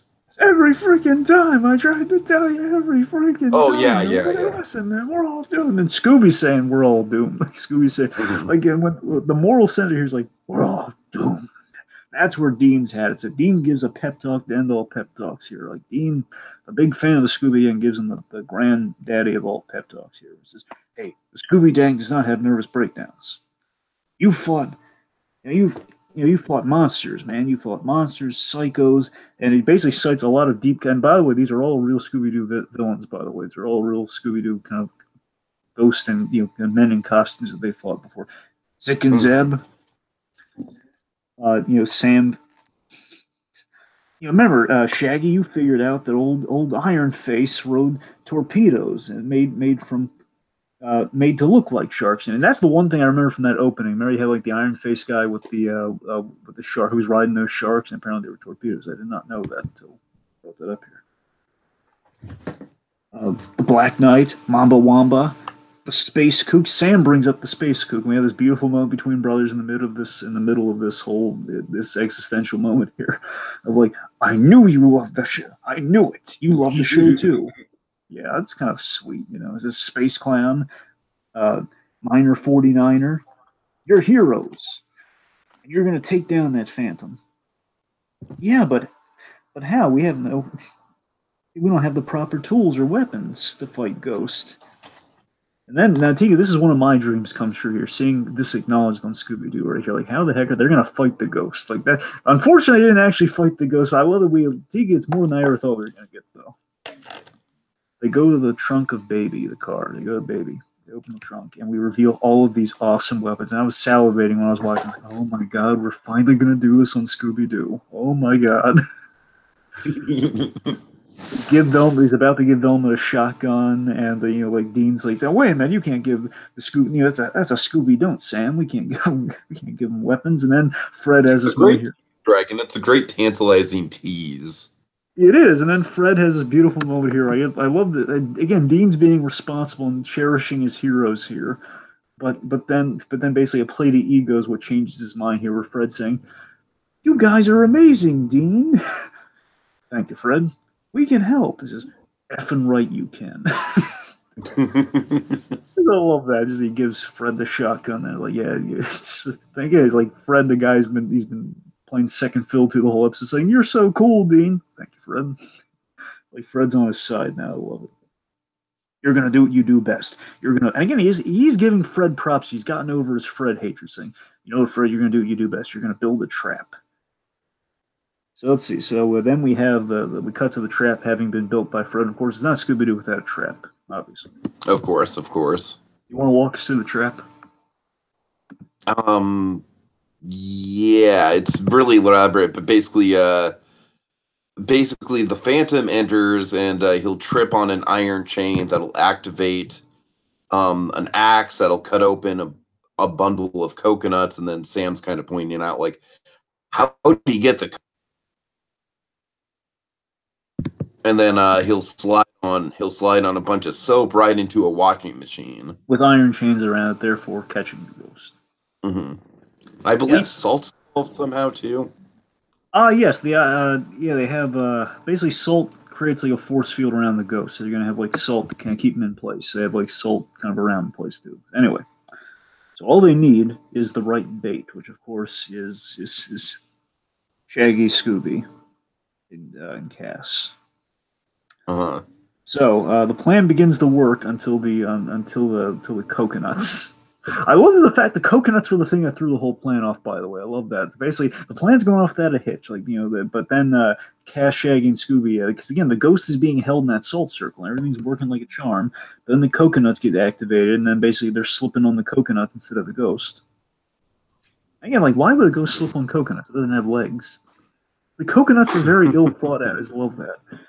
And the cartoon logic they're calling the cartoon logic on itself. That's brilliant. Uh-huh. So basically, our trio they slip and slide into the washing machine. They're trapped in there. It would seem But again, this is part of the backup plan. And we have this beautiful bit here. And I love this, Dean. This is like a stroke of genius here, where Sam's, I told you it wouldn't work, and then Dean with a smile on his face, yeah, Fred's traps never work. Plan B, Daphne. Operation Bookworm. Basically, the idea is he knew Fred's plan wasn't going to work. But the idea is that the Scooby-Doo fan and Dean wanted to see the trap laid. He knew it wasn't going to work, which is why they had the better plan at the ready. That thing is hilarious. Right. So they lead the ghost to the library. It speaks to the whole like meta narrative of like, in a way, he's almost like creating his own episode of Scooby-Doo. Exactly. So it's Scooby-Doo fan fiction. And it's great. Oh God. I love this thing. If you pitch this to somebody, it would sound like Scooby-Doo fan. If you wrote this to somebody, it's like, oh my God, this is Scooby-Doo meets. Okay, so Dean and Sam from Supernatural meet Scooby-Doo. It sounds like this is complete fan fiction, it's complete fabrication. Like this would never happen in a million years. Of course, just give it 13 seasons. You'll see. I'm not crazy about this. So basically, they lure the ghost to the library, where Scooby triggers a book, which leads the ghost to the basement. And when he falls into the basement, there's a salt circle around it. The ghost is trapped, and they tell the ghost to reveal its true form. And the true form is a kid. Yes, again, yes. Add some eerie sentiment. Even more interesting. Yeah, we got some really great eerie sentiment in all this, Tiki. What happens? Mm-hmm. So basically, the kid is like you said, kind of trapped in the circle, kind of telling his story. It's kind of like the ghost unmasking for real with this in the supernatural vein of things here, where the kid, basically, and again, the gist of it, from my understanding, is kind of how the series usually works, where an item is possessed or cursed. It's either possessed or it's cursed, where there's a story behind what happened there. And this is the story of what happened there, where the kid died, and his spirit was cursed to haunt the pocket knife that his father gave him. His father gave him a pocket knife when the kid died. His spirit got stuck in the pocket knife. And this man, Jay, found that pocket knife, and he's been using it to scare people. He's been using it to basically the bad man, Jay, from the pawn shop earlier. He's been using the spirit in the pocket knife to scare people and basically take over their land by scaring them off the property. He's been using it to possess stuff like the dinosaur from earlier. So the kid gets angry too, and the kid basically the anger kind of comes at him like him as a big stuffed killer dinosaur fighting him. And the poor kid just wants to see his father again. On the other side, he wants to see his father, presumably in heaven, I guess. See his father on the afterlife, but he can't do that as long as his spirit's being used. And I love the Castiel hearing. I know nothing about this guy, but this guy's just doing it for me, man. Where Castiel says, "No one should, that shouldn't happen to you. That's not right." Mm-hmm. So they promise to get the kid settled if he gets him back. And of course, Dean here saying, "Cross my heart and hope to," because he realizes, wait a minute, the kid's dead, so he can't resist. Hope it's a cute little gag there. Like, I can't say hope to die because the kid's dead. And the kid smiles; it's adorable. So before they go home, the gang begins to panic, thinking, "Did it work? Did it work?" And Velma's ready to get the shotgun. Should I get a shotgun? 2 shotguns. Which, again, unfortunately, the guns weren't used at all. That's the thing. I mean, I imagine it's the fact that you didn't want to see the Scooby Gang using guns, which I get. But it was like they were so close, That's the thing. So close. I'm not mad about it or anything. It's like, oh, man, it would have been cool, though. But they were talking about it, at least. So, anyway, Dean realizes, no, Sam, we can't leave the Scooby Gang like this. Which leads to a favor, and the boy. Again, I love how by the end of this episode, the Scooby Gang is just like they are just existentially broken. Yes. So again, and I just love the thing, as you're saying, Tiki, the meta idea of what's so brilliantly executed here is that Dean and Sam have to reset the status quo. Like, okay, we can't just leave them off the rails like this, otherwise the universe is going to collapse in on itself. Or just really bad stuff's going to happen. Like, for all we know, like, I don't know. Honestly, I got to wonder retroactively about what happened. Like, if the history of Scooby-Doo gets changed, I mean, what exactly happens there? Oh, God. The real heady question, because, again, if this is a rerun, like, what exactly happens if they change the course of the episode? It's like the Fat Albert movie logic of, like, okay, if the characters are out of the show, what happens? Right, right.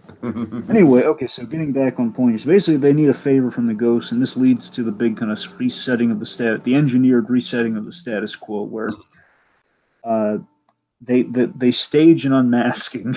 They stage an unmasking, which initially I thought was going to be really dark, where they were going to use the dead body of the guy and just basically like kind of ventriloquist it. That's initially what I thought they were going to do with this, but Oh God. it makes a lot more sense what they did here, though, what they actually did here. So we have this great line that I call in a rewatch where they have the ghost all tied up, and Daphne saying, "Kill it with fire." It's so funny. So basically, they're playing it off like Sam saying, "Velma was right. It is a ghost." And they unmask it. And go on, Fred, do your thing. They unmask it. It says, "It's Cosgood creeps." It says, "Well, how do they do all that?" It says, "Wires and a projector." Wires and a projector, and the bodies. Now Velma's getting in the way of it, saying, "Dummies with corn syrup." Yes, yes. And then, of course, I love this. Now, this is in the actual, and now we're circling back to where the episode actually ends, where Cosgood creeps is in. Again, the actual episode ends this way, where Cosgood is the ghost, Right, and this right. this is the ending. This part right here, where I love how Dean just kind of like steps over and just pretty much he fast forwards to the ending with this bit saying, and here's the money, but the money's all Confederate dollars. See, so it's useless. And Scooby saying, Easy "Easy come, come, easy easy go. go." All right, so again, of course, I was saying and Velma says, "Oh, silly Sam, there's no such thing as the supernatural." And of course, we see Cass in the background look at the camera, saying, "Yeah, because he is in fact something supernatural." Like, "Oh, Cass," And it's just funny. then So, he heals Shaggy's arm, right? yes, he heals Shaggy's arm to again no consequence. We gotta reset the status quo. There's Uh-huh. no consequence. Yeah. Uh, so he heals his arm. Oh, I guess it wasn't broken after all. And then let's go. Okay, gang, let's go to the malt shop to celebrate. And Dean has his full circle arc with Fred here, saying, "You're not so bad, Fred." Yeah, I know. Then Dean says goodbye to Daphne, and again, I love how again she's no pun intended here, but I mean she's kind of it's kind of daft of her, but again daft in a good way. I wonder if I really hope that wasn't the logic that went into Daphne's name, that she was daft. I really hope that wasn't the logic in the original inception of the Daphne character, but I don't know. I didn't write it. But I love that she kind of plays this so, and she just doesn't get it. But again, she's such like an innocent character, and I love it here. Where Dean says goodbye to Daphne, and I guess this is it. And then she has this great delivery of, "This is what?" And she's shh. And again, this ends perfectly. It just like puts a hand over her mouth, like shh, not a word. We'll never know what could have been. So as that goodbye, we have three goodbyes. There's the Daphne goodbye, then we have Cass's goodbye. Tiki talking about Cass's goodbye. God.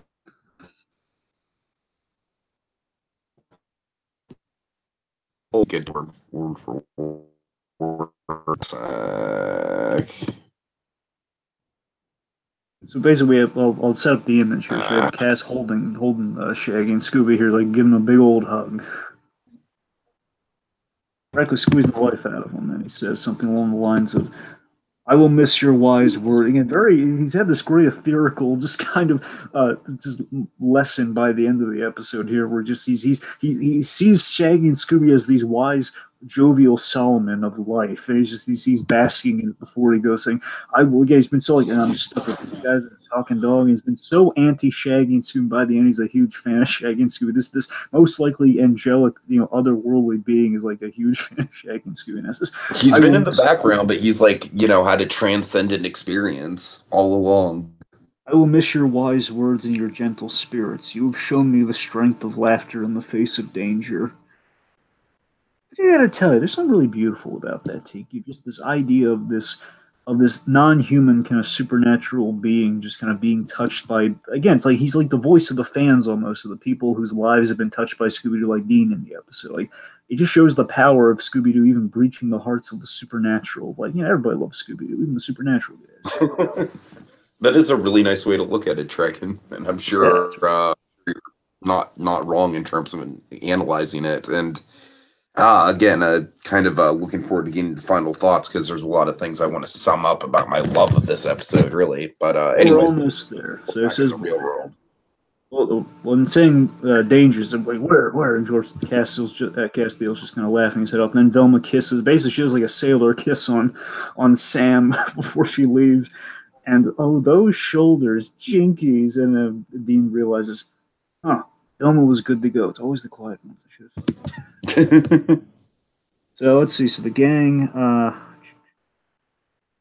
right.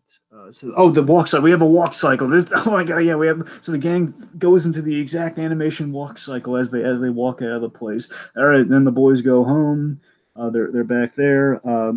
Dean's geeking out about the experience. That was like the coolest thing that's ever happened to me.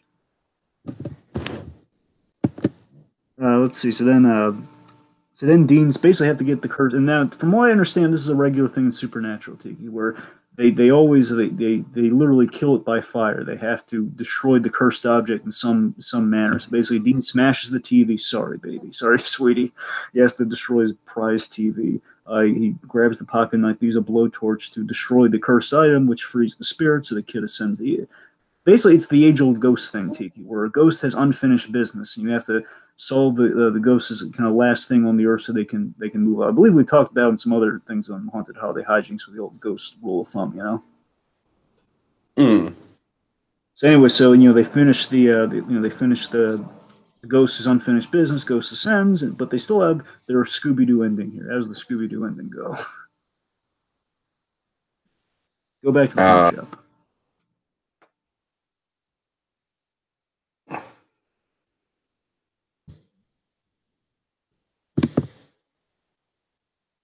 Sorry, Dragon. I'm kind of dealing with a technical issue right now. All right, no problem. I'll walk you through it. So Alan here. Alan's about Alan.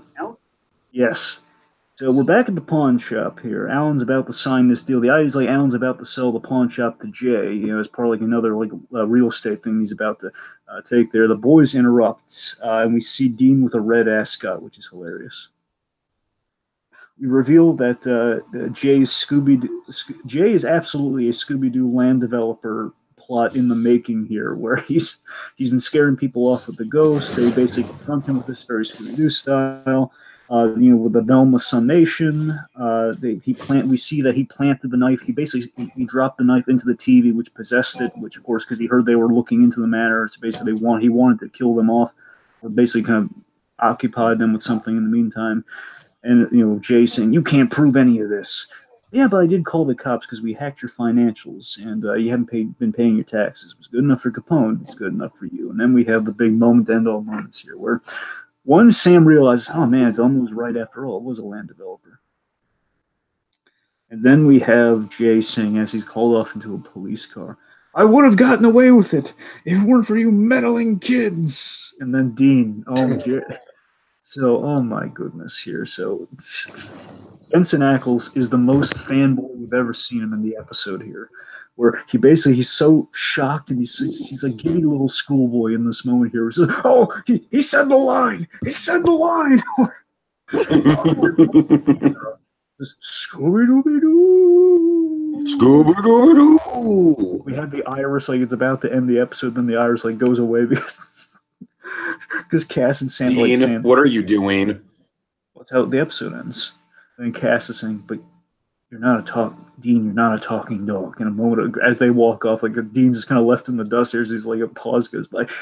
I know that. I'm just like, come on. Do I look good in the ascot? I mean, red is my color. Of course, the episode ends. Yeah. All right, so that is the episode, Dragon. And just to get right into my final thoughts, I agree with you. I think this is one of the most intelligent things we've ever covered on Haunted Holiday Hijinks, and it's kind of crazy to say because it's like the most random crossover in the world on face value. But what can I say? You get bang for your buck here. I've never seen the idea of an animated cartoon and getting sucked into an animated cartoon explored in such an interesting and philosophical kind of way. And the world building in here is really interesting. Again, there's definitely a Matrix quality running through the episode.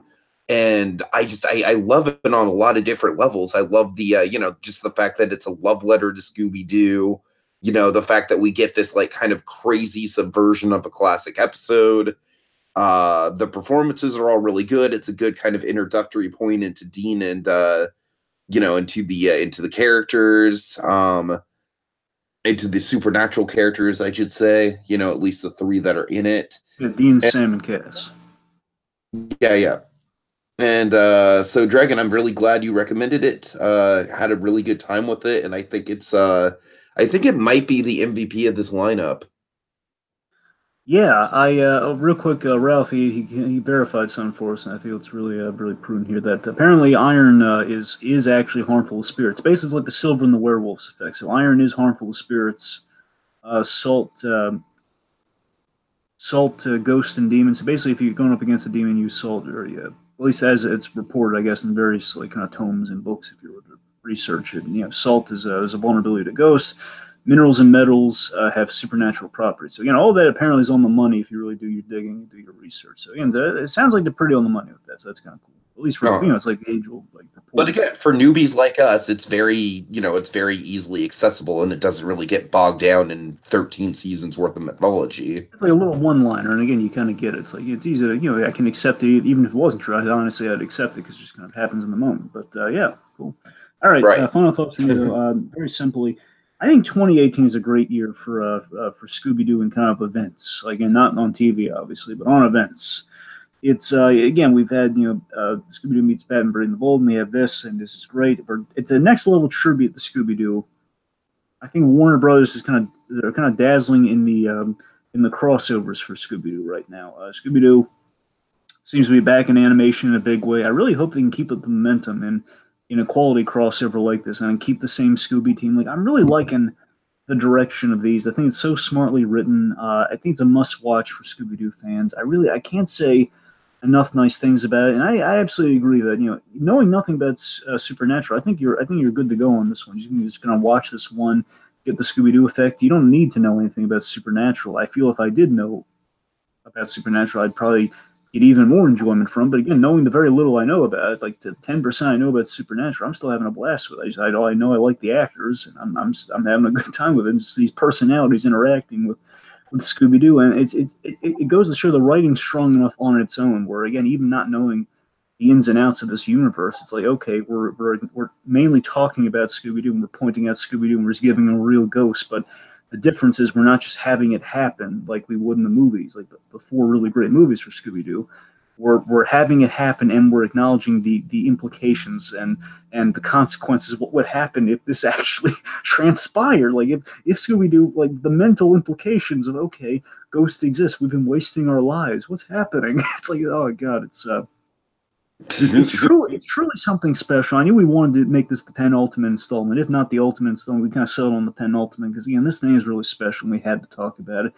And I wanted to talk about it ever since it aired, honestly, but we kind of figured, yeah, we got to save it for Haunted Holiday Hijinks, or if we do that Scooby-Doo theme month. So we did it for Haunted Holiday Hijinks, and it's delightful, it's great, and it's definitely a fantastic companion. I recommend people watch that Brave and Bold crossover, then this, if you want like a really great double feature. It's excellent stuff, folks. So yeah, and absolutely the smartest thing we've covered in Haunted Holiday Hijinks. Can't say enough nice things about it. We'll be here all day if I keep talking about it. So yeah.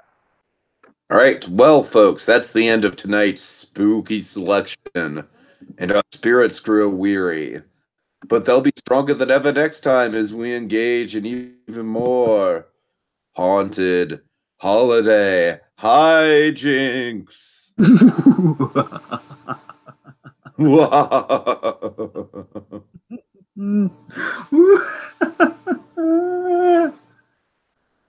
Oh man, it's the frickin' Scooby Gang.